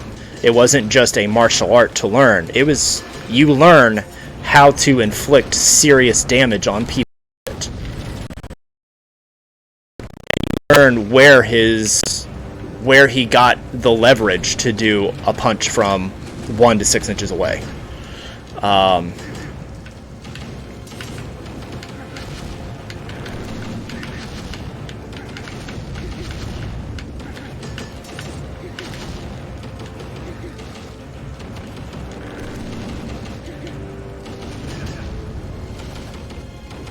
But once you start to study kind of the philosophy behind why Wing Chun works, you start to discover that there is a lot of mentality to it as well. There is a lot of inner balance involved with it.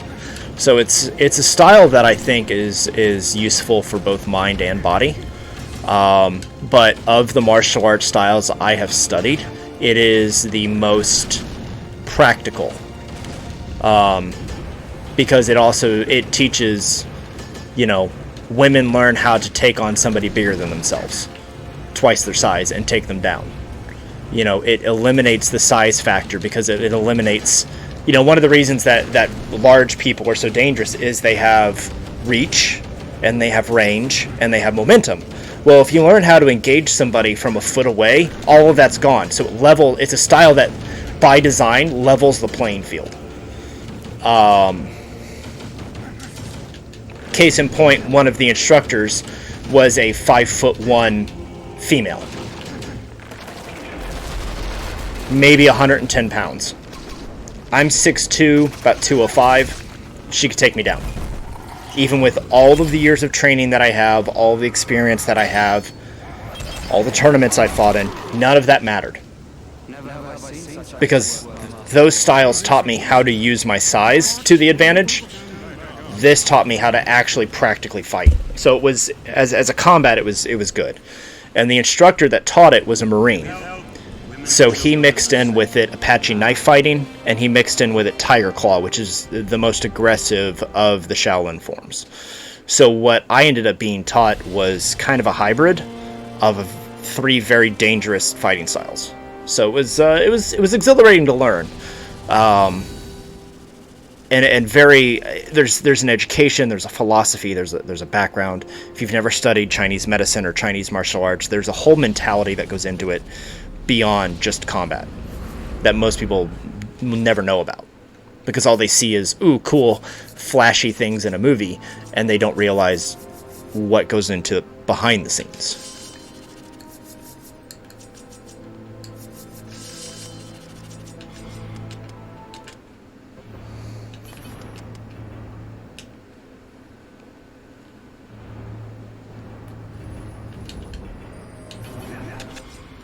Well, I'll get Aragorn to level 10 at the end of this level, for sure.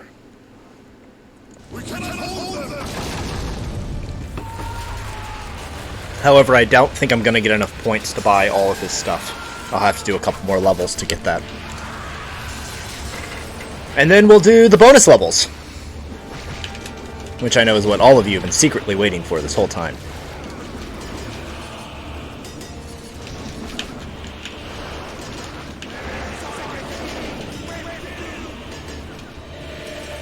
You want me to do those levels as Aragorn?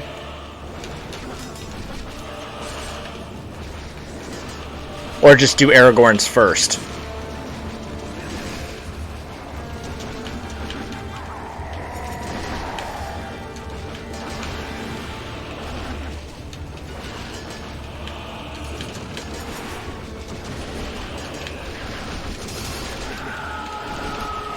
Aragorn first. Okay. Can do. I need to finish upgrading him though, because if I go in there and the bow and the sword aren't at full strength, or his health isn't, I'll get slaughtered before we reach the top level.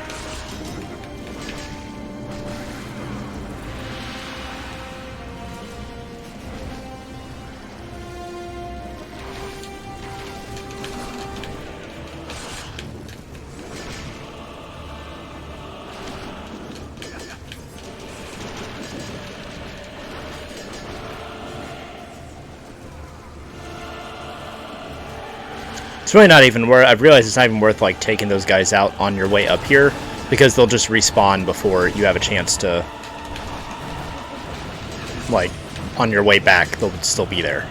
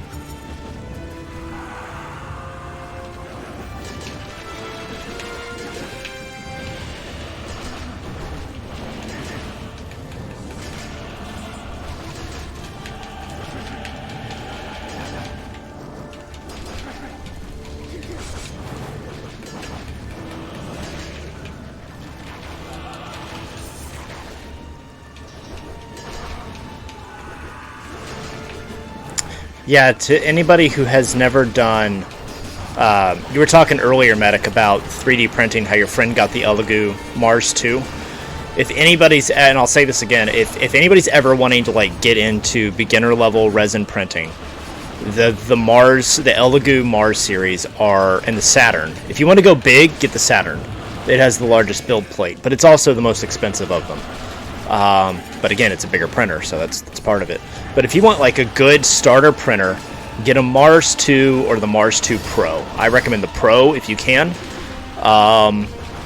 There's a few improvements that they made between them that I think are really great. But they're pretty much ready out of the box. The one thing I will tell you is that the Elegoo booklet that it comes with is kind of useless, but there are some great videos on YouTube where people kind of break down how to set it up, and kind of help you with some of the tricks of stuff early on so that your prints come out, you don't start getting failed prints right out the gate. And then the other thing is you got to play with them. You got to be patient with them. I cannot tell you the number of failed prints I had before I really got it dialed in. And even so, I still get failed prints from time to time for various reasons. I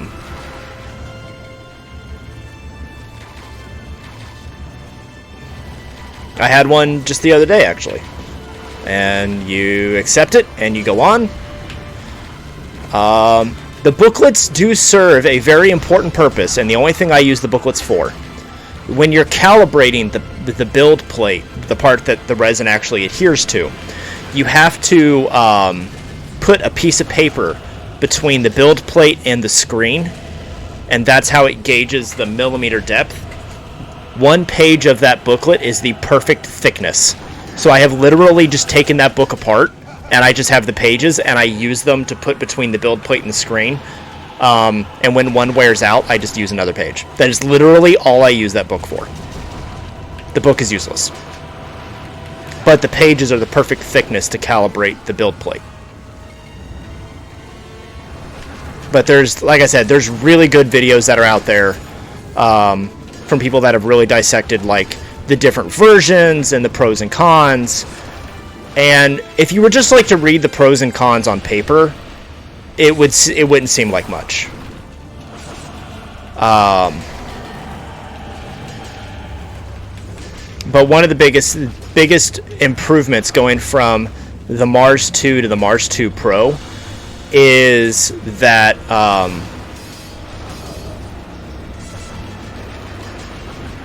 the build plate on the Mars 2 Pro is sandblasted, not smooth. So your prints adhere better to the plate when they're printing. You get fewer prints that fall, where, like, if you're printing something that's kind of top weight heavy, it doesn't fall off the plate mid-print, which happens. Because it goes down into the resin and then it comes back up, and it extrudes the model. So you've got all of that weight up top, so it's kind of fighting gravity. So the better grip it gets on that build plate, the better your print is more likely to be a success. And my Mars Pro has a smooth plate, and my Mars 2 Pro has the sandblasted plate, and there is a difference in how it goes on, how it comes off, how the models adhere. It's just a better print overall. And to me, it's worth the like $40 difference between the two. You know? Because you have to think, when you have a failed print, you lose the resin. That's wasted resin and wasted hours and time lost. So the fewer failed prints you have, the less money you lose. So it's worth it to spend a little bit better money to get something that's going to give you consistently better prints, because then you have less wasted resin. And when resin is $40 a bottle, you don't want to waste it. Now, a bottle of resin goes a long way, trust me. To give you context, a D&D sized mini, and I don't have any over on my desk at the moment, but I'll about this size. A D&D sized mini, you can get about 70 to 80 of them minimum out of a bottle of resin. So you can get quite a few. It's not like they're, you know,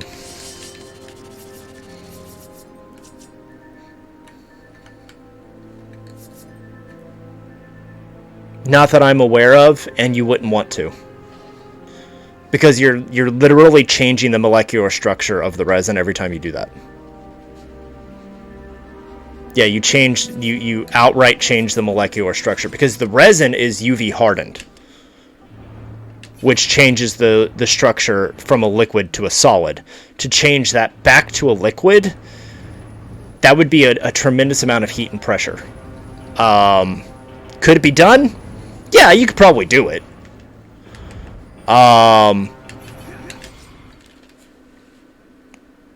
Would I recommend it?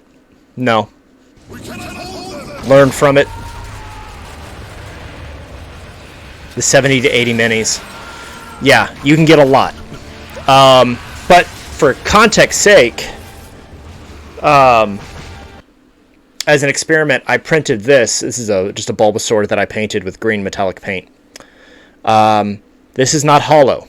This is solid resin all the way through and through. I can get between 5 and 8 of these out of a bottle of resin, because it's solid. Like I said, this is not hollow at all. It is solid resin. So a little bit goes a long way. If you do big print molds like this, there are ways in the program to hollow them out so you don't have a solid piece like this that weighs half a pound. Because that is the actual weight of this. This is half a pound of resin when it's hardened. But it's also extremely durable, and when I have little children, it keeps them from breaking it. Same thing for the Squirtle I made. Same deal, solid resin. But there are ways to hollow out the model so it's not as heavy, and you don't use as much. But the minis, you know, you can, like I said, you can get so many of them. And then you have cool sites like Hero Forge, which, if you aren't familiar with Hero Forge, they're not a partner of ours, they're just a cool site, where you can design your own mini. Now you can have them print the mini for you, and you'll pay them for it, and they'll print it, and they'll ship it to you. Or for $7, you can download the 3D model and print it yourself. So you can go on Hero Forge, design whatever character you want, of whatever customization, pose, etc. that they offer, all of those wonderful options. Pay $7, get the 3D file, and then print it yourself to your heart's content, provided you have a printer or you have access to one. Yeah, if you aren't familiar with it, you're welcome. Especially for people who use D&D minis. If you're ever looking for custom NPCs, or your players want custom ones, it is a great resource. And I remember when they first opened a few years ago, all you could do was just order them from them, because home 3D printers weren't what they are today. Now, like I said, $7, and you get the 3D file, and you can print them to your heart's content. I did that with a couple of the minis that was used in our I did that with a couple minis that were used in our $15 a month, 5 free STLs. which is STL is the 3D file. I did that with some of the minis that were in our D&D game, because I couldn't find models I wanted to use, and I was just really frustrated trying to customize them myself. I'm not a 3D modeler by trade. I can do some. I can customize things, but to really get the characters the way I wanted, I was like, you know what, I'm just going to go on Hero Forge, make the model the way I want, the way my players want, and then just download the model and print it myself. And my life became so much easier when I did. Particularly when you get into races like Aarakocras and Kobolds and like Tieflings, it's hard to find good models for those. And the 3D printing resource community is incredible. There's so many resources, so many free files, so many reasonably priced files. You can go on Etsy and buy bundles of files. I've done it.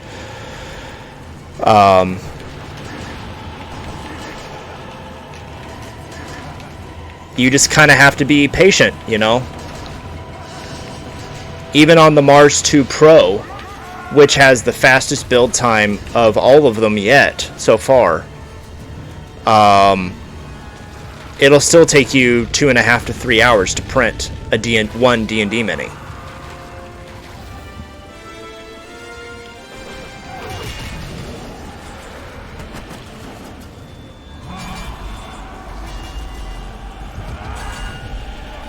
Like I said, I can go on and on about 3D printing. I've been doing it. My printers haven't shut off in weeks. Not for any real length of time. I cannot tell you the number of bottles of resin I have gone through, but I've also been selling stuff, you know, to make it worth my time. But I would recommend, for anybody that does get into it, buy a bottle of resin and fully expect to waste that bottle of resin. Just building stuff and figuring, you know, working the kinks out and figuring out what works best for you, wasting prints. You know, fully expect you're going to blow through your first bottle of resin.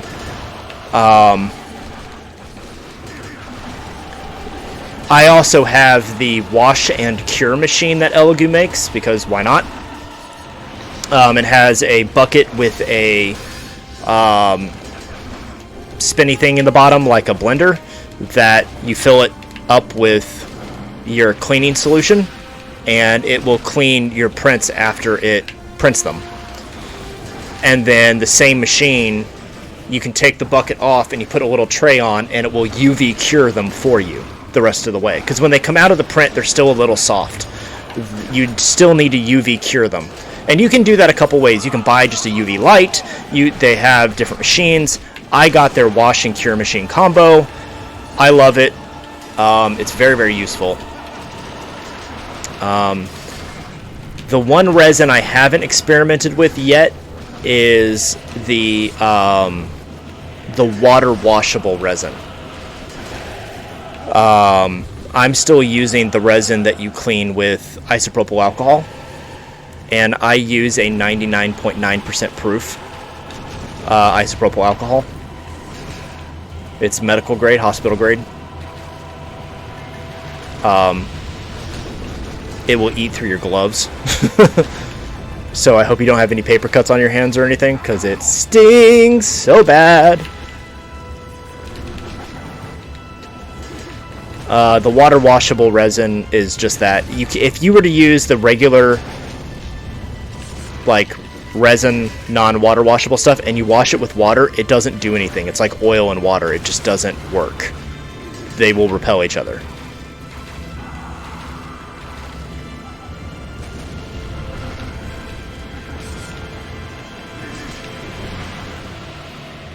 I gotta pay more attention.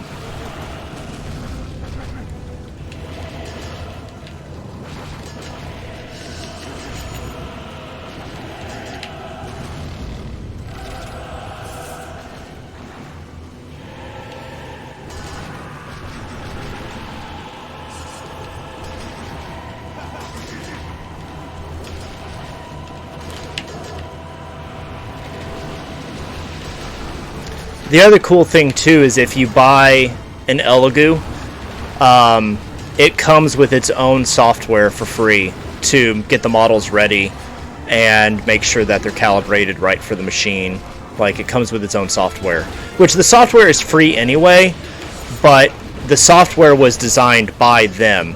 It works with other printers, but it was the Chidu Box software was software they developed. Oh man, failed that level.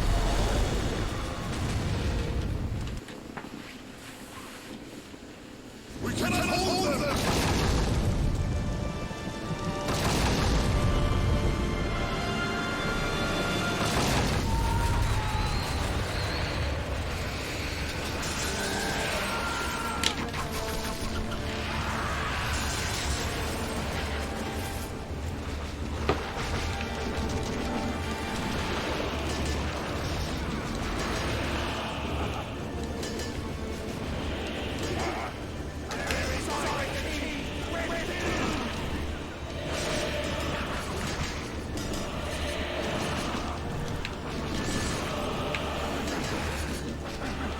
So, I want to ask kind of a semi-serious, not like serious, depressing question, but just kind of a serious question to the people who are in the chat.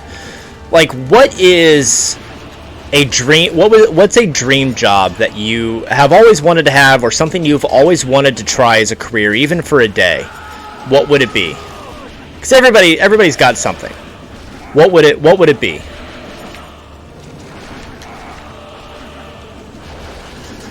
GVS wants to be a writer.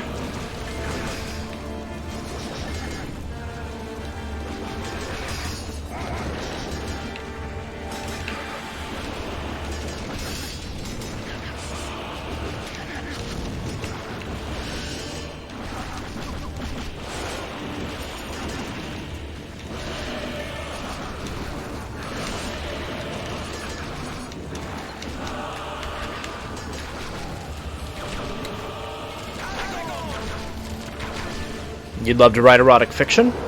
Big market for that. Quite literally, sex sells. I've heard it said that if you want to make money easily in the independent writing profession, write romance novels and erotic fiction.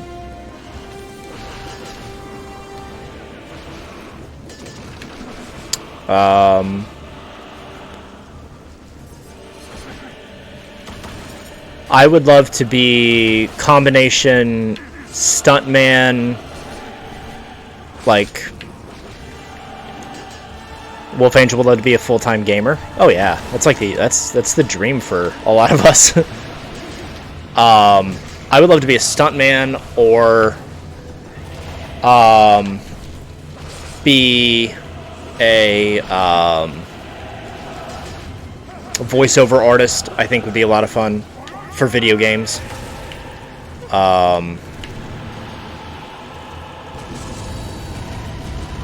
Alright, level 10 as long as I can survive.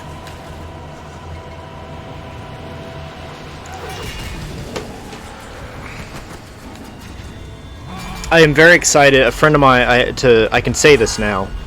A very good friend of mine has written a science fiction novel, and it's still being edited. It's not finished yet. It's in that process. But he has asked me that when it is finished, for me to do the audiobook. So I've been involved in the literary field a little bit in different capacities over the years. Never as a writer, but I've done artwork for novels, for covers. There's a couple books that have my artwork on the cover. There's some children's books that I've done the illustrations for. I worked with a publishing company for a short time, an independent publishing company. Well, thank you, Medic.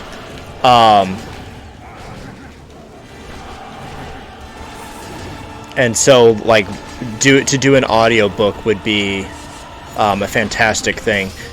And he might.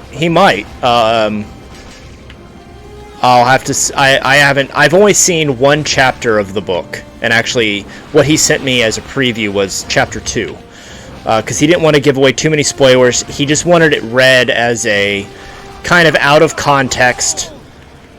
read through of how well is it written. Is you know, without having necessarily all of the details up to that point, is it still easy to follow? It's kind of an interesting way to do it. Not a lot of writers, I think, would do that, but it was good. I liked it. I think it's a great idea, and I know the mind of the person it comes from really well.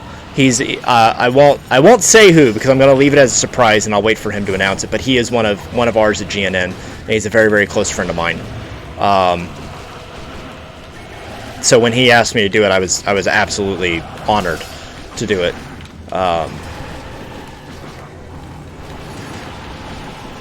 But I think doing voiceover work like this for a game would be a lot of fun. It's doing voiceover work for a major video, for like a AAA title game, a major title game, would be tantamount to me to having an action figure made of a character I played. You know, that immortalization is there, and I think that's just a fantastic thing. I gotta go take out these archers.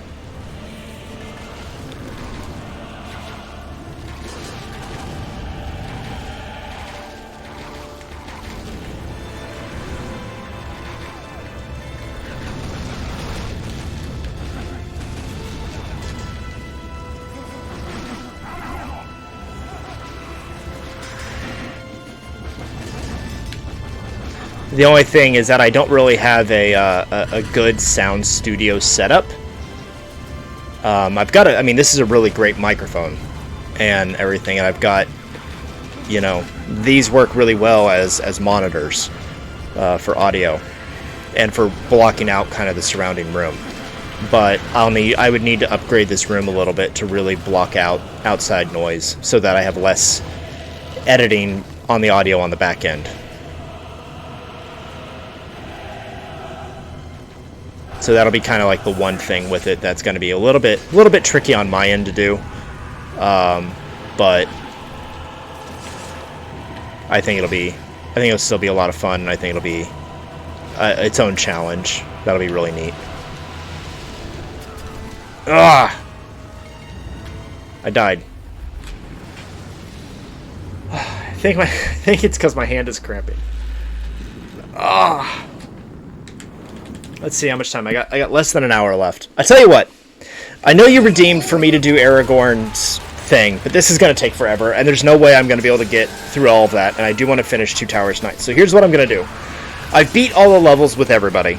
I don't have everybody's unlocked, but what I will do is since Medic, you redeemed the points, do you want me to do the Tower of Orthanc bonus level as Gimli or Legolas?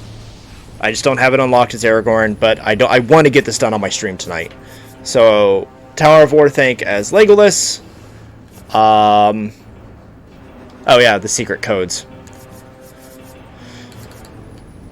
Or Tower of Orthanc as Gimli.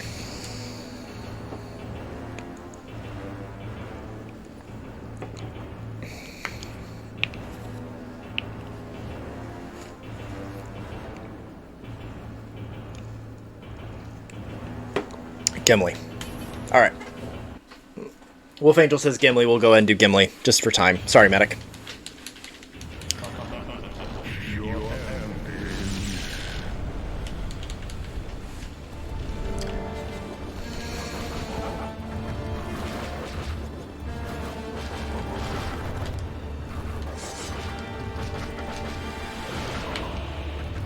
I think Gimli actually has the most health of everybody.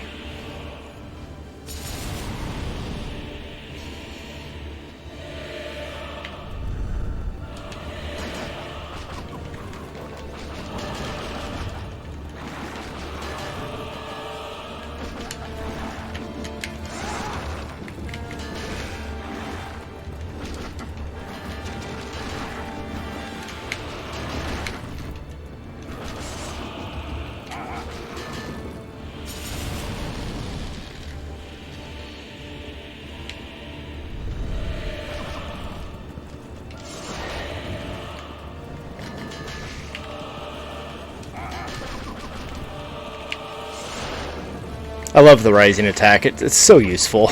It's almost worth at times getting knocked down just so you can use it on certain enemies.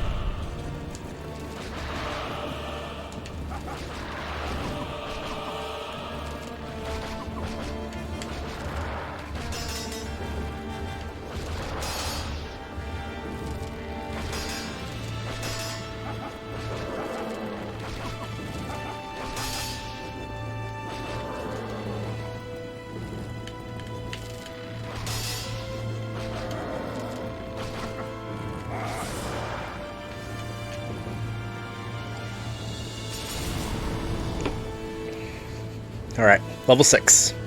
Level 7.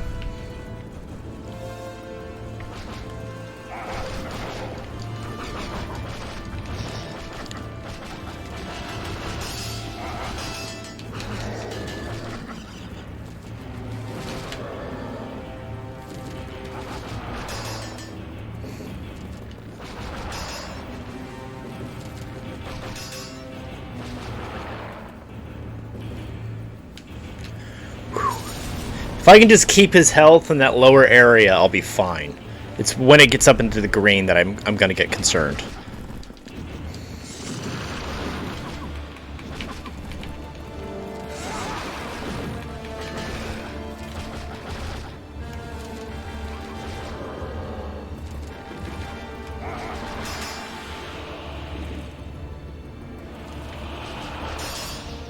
But what's kind of interesting about this is you kind of have to understand like how each enemy works, and hopefully by the time you've gotten to this point you've played against all of them enough that you can kind of understand like what you have to do against each one. But there's still times where it's like it's so easy to get overwhelmed by the enemies.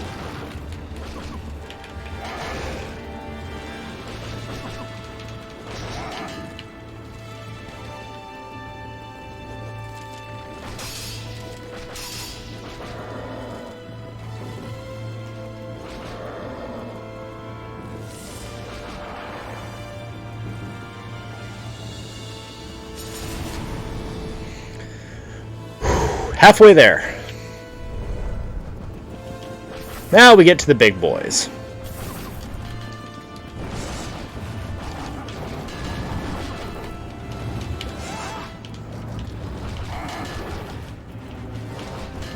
Oh, you're taking the dog for the walk? That's alright. Alright. Just over halfway there. Now is where it starts getting hard. What's interesting is they can hurt each other.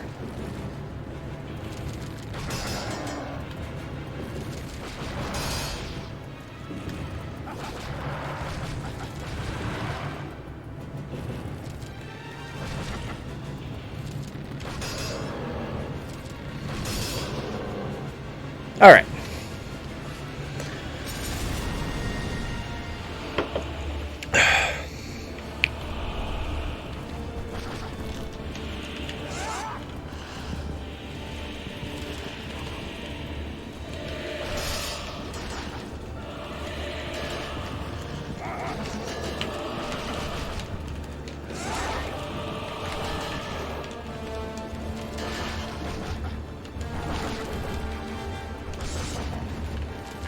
It's kind of interesting how, like, some of the enemies, like, the AI gets smarter, too. After they knock you down, the AI tells them to back away from you at a certain point.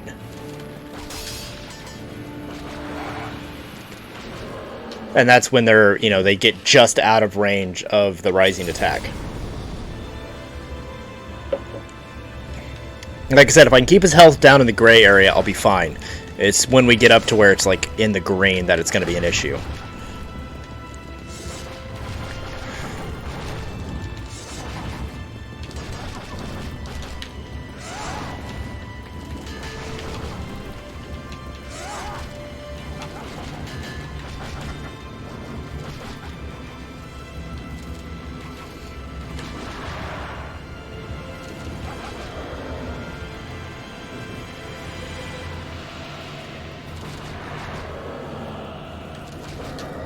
Whew.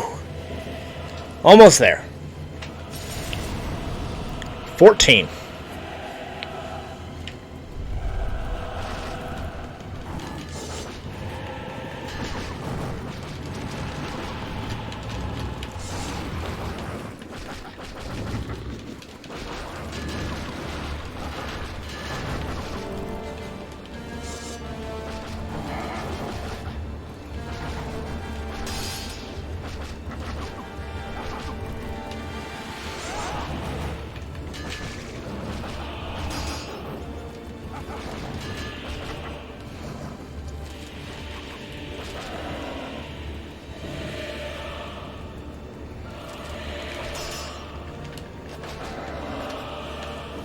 That's good to know that one of his axes will take him down.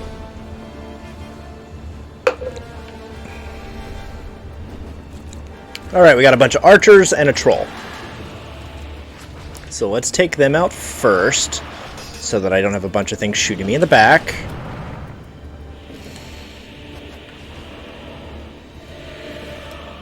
Alright, now it's just a matter of this guy. In and out, in and out, in and out. Nope, that is not how I planned that. Move away, move away.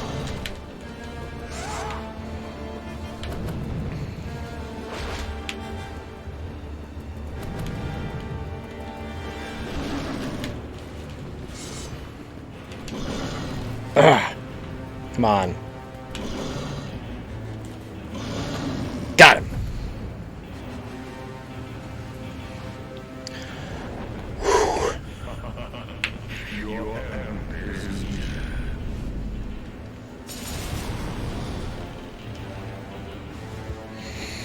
Almost there. Last couple levels. Oh, and we got a couple of these guys. That wasn't so bad.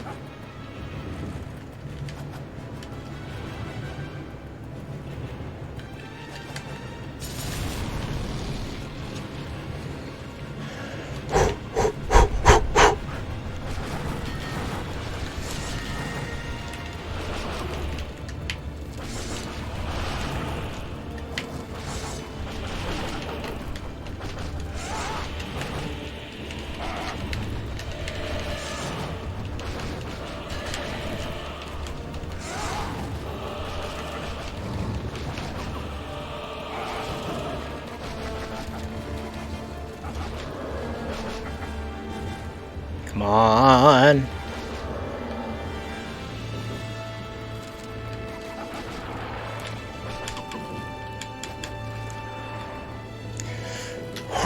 All right.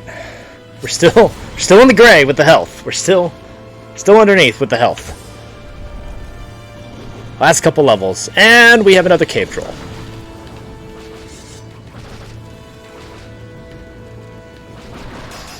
Take him out.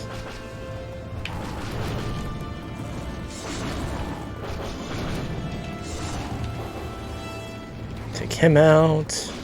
Take him out. Oh, we are in the green. Okay.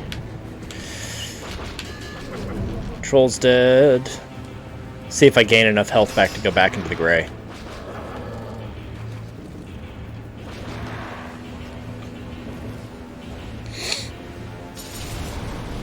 Yes, cool.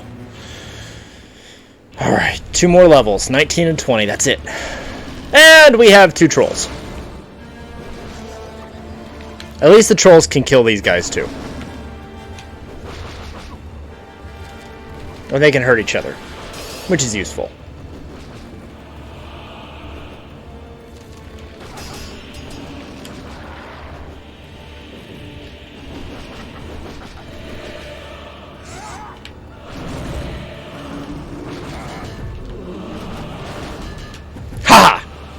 Last level. Come on. Almost there. Almost there.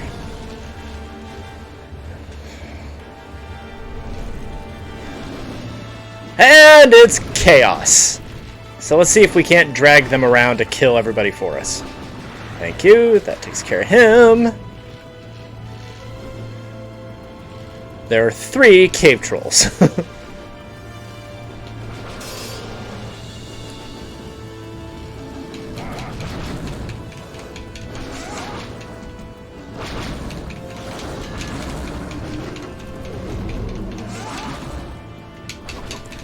Come on, come on, come on, come on, come on!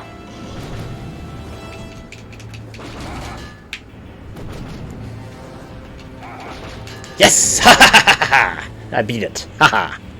Ha ha! Ha!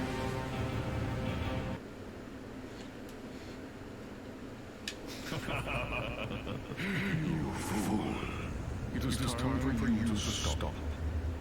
You did not think a dwarf could contend with the will of Saruman. But none who can.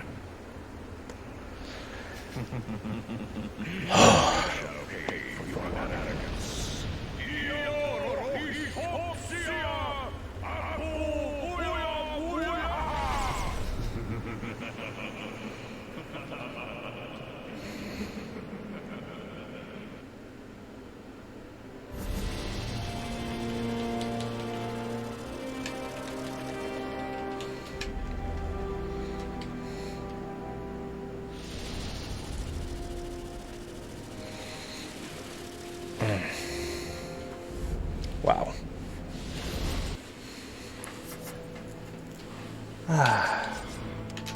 That was a lot. Yes, we're gonna save. Alright, so now we have the Tower of Orthanc, where we play as Isildur. Which we haven't played since all the way back at the first level. And then the secret codes we get when we beat this.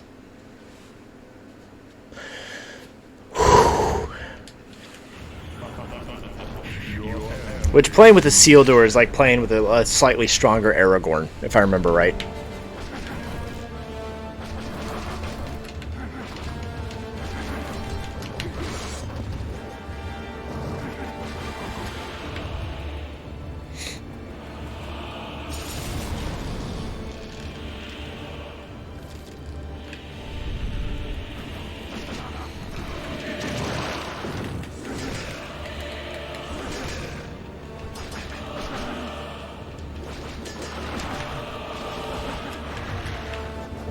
I even think they used the same, like, model for it. They just made him stronger.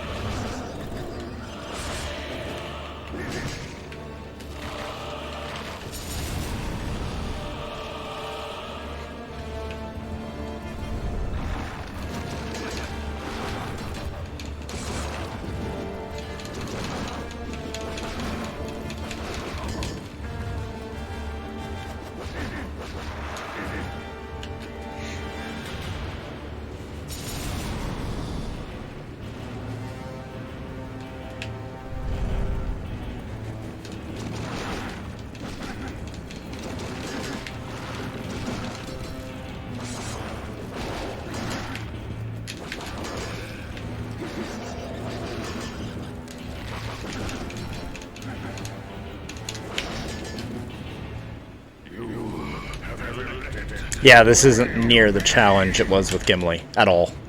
Not yet, at least. I say that, and then I'm probably going to get my butt handed to me, but we'll see.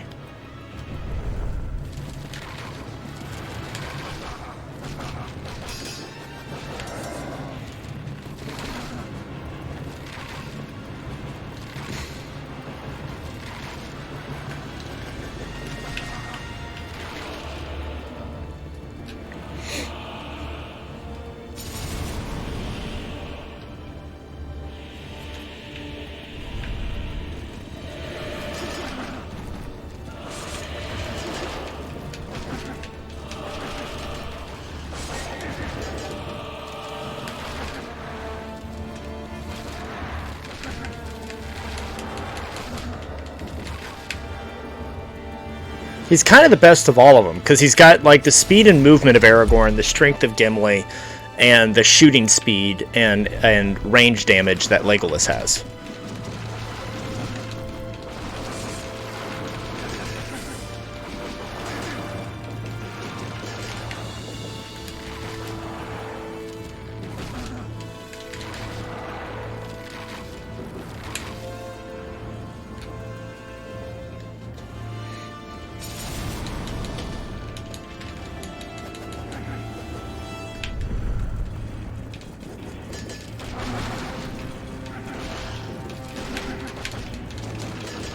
Hey, Dark Angel's brother, are you still in the chat? I think you're still watching the stream, or I think Jay is at least, but I don't know if Jay fell asleep.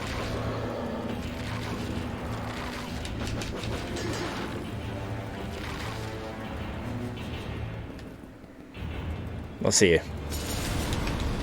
Sometimes she falls asleep before my stream is over, but I usually sing a song to her goodnight.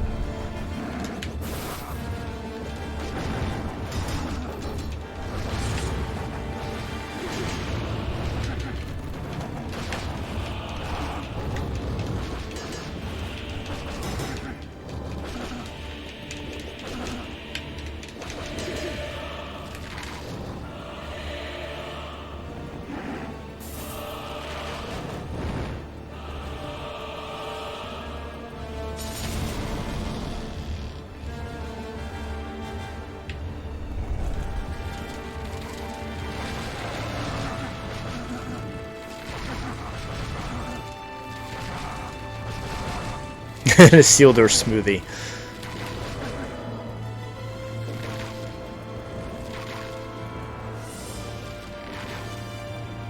I guess that's the implication there, at least in a game.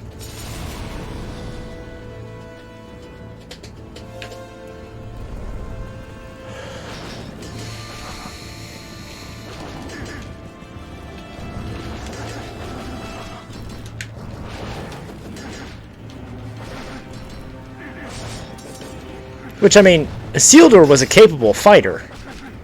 You know, he was weak-willed, but he wasn't like a weakling. You know, he led the army of Gondor against, you know, the armies of Mordor. So he wasn't a wimp, he was a trained soldier. And by all accounts, a respected commander, if memory serves. So, you know, it makes sense that he would be a well-rounded combat, you know, character. Whereas you have Gimli and Legolas, who, I mean, Legolas was old enough that he would have, but Gimli never, to our knowledge, we never see that Gimli fought in any wars or had any combat. The last major battle was the Battle of the Five Armies, and Gimli's father fought in that. Gimli was a child. So, you know, you have three characters that were not battle-hardened. Well, yes, Elrond would beat Isildur because Elrond's like 10,000 years old and was also a well-respected leader of armies and combat. Not to mention the elvish magic at his hand. For not just healing, but protection.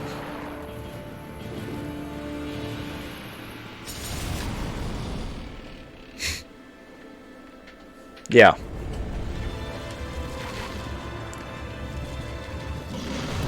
Well, and that's the thing is, like, why did Aragorn, or why people ask, why did, you know, why did Elrond not kill Isildur in that moment? Isildur was a friend. There was a truce and friendship between elves and humans.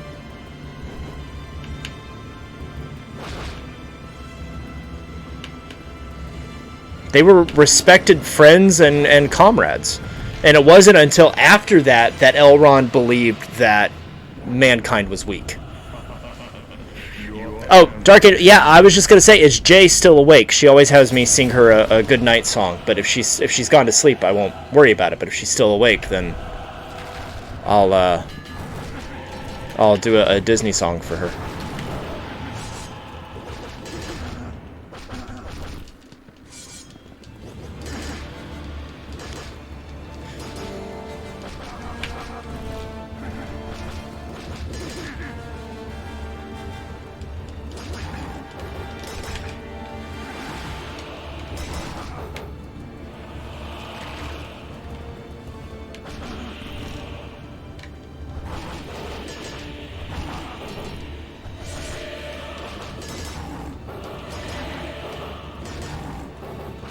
She's still awake? Okay.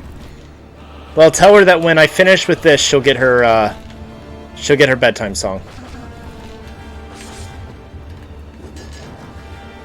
Ask her if she has any preference, any favorites.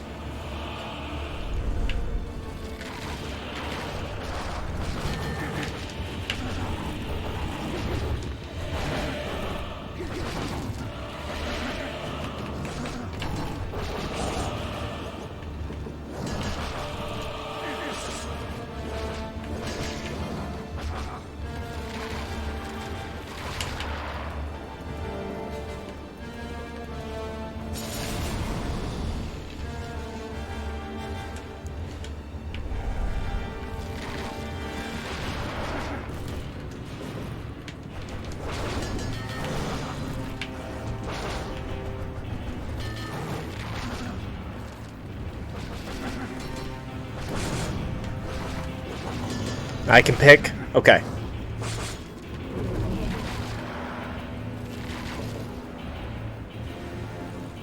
Alright, I'll think about it. Does anybody have any requests I can do? Something Disney, something... Yeah, I mean, you guys have heard me do this, you know, on my stream, so...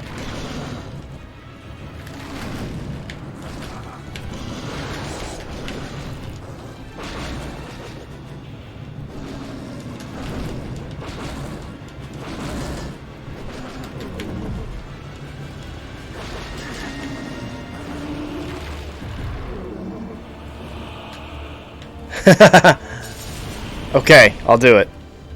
I'll make a man out of you.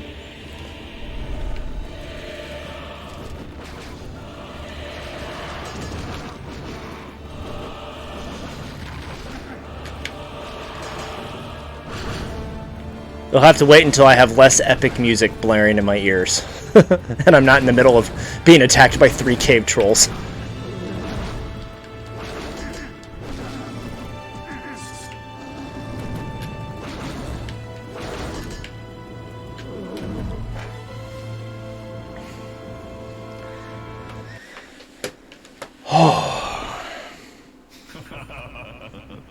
You fool. It is time for you to stop. You do not believe a ragtag ranger could contend with my will to do. I am beyond your power. You shall pay for your actions.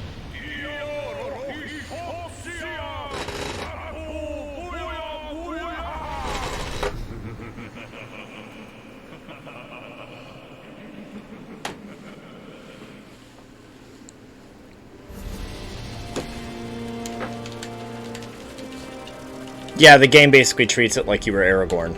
That's why he makes the ranger comment that he does.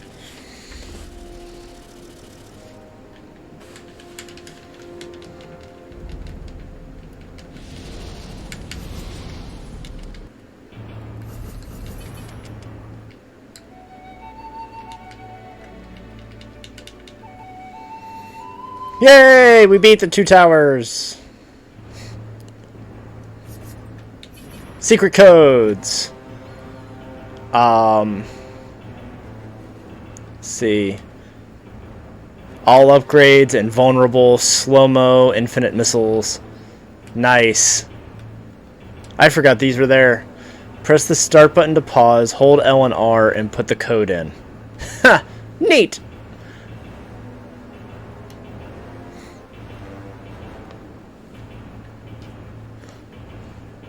All upgrades. Nice. Alright, so I gotta take my I gotta take the music out of my ears. Alright guys, so I'm gonna do this and then I'm gonna end my stream, and then next week on Tuesday we're gonna be doing Return of the King on Xbox, and then and now Thursdays and Fridays going forward is going to be Kingdom Hearts. I'm taking a break from Pokemon for a little while until the next... am I putting my top hat on now? Okay. I'm taking a break from Pokemon until Brilliant Diamond and Shining Pearl come out in November, and we're going to do Kingdom Hearts for a while. And I think doing Kingdom Hearts on 2 days is going to be a lot of fun.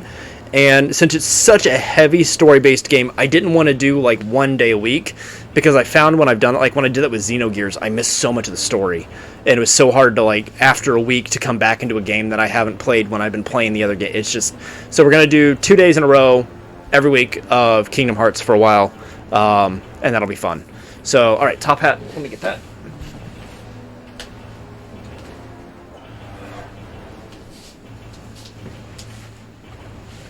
Okay.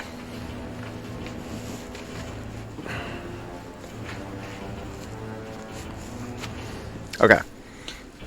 Alright, so for Jay, little Jay listening,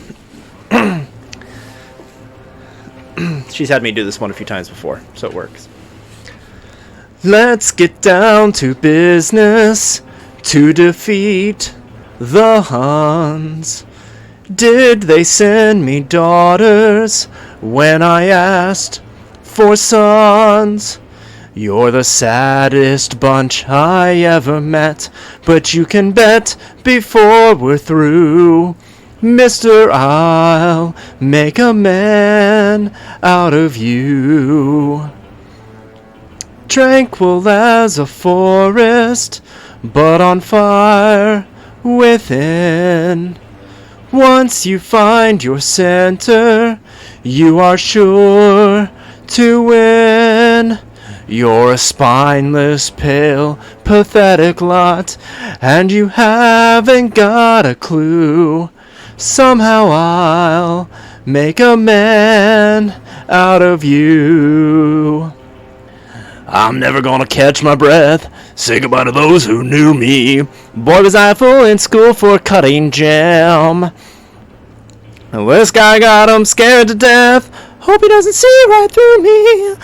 Now I really wish that I knew how to swim. Be a man, you must be swift as a coursing river, with all the force of a great typhoon, with all the strength of a raging fire, mysterious as the dark side of the moon.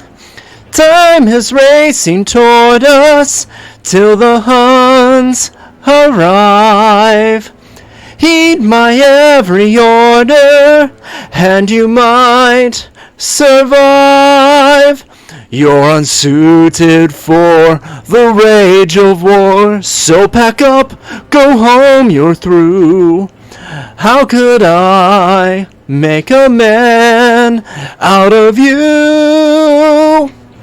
You must be swift as the coursing river, with all the force of a great typhoon, with all the strength of a raging fire, mysterious as the dark side of the moon. Okay, there you go. That's what you get. Thanks, guys, for being on my stream and hanging out with me tonight. I will see you guys again on Thursday, 7 p.m. Eastern, for Kingdom Hearts, the starting of Kingdom Hearts on the PlayStation 2. It's going to be a lot of fun. I've already got it loaded up and hooked up over here, so I'm very excited to get it going. And you guys take care, and I will see you guys around. Have a good night. Thank you.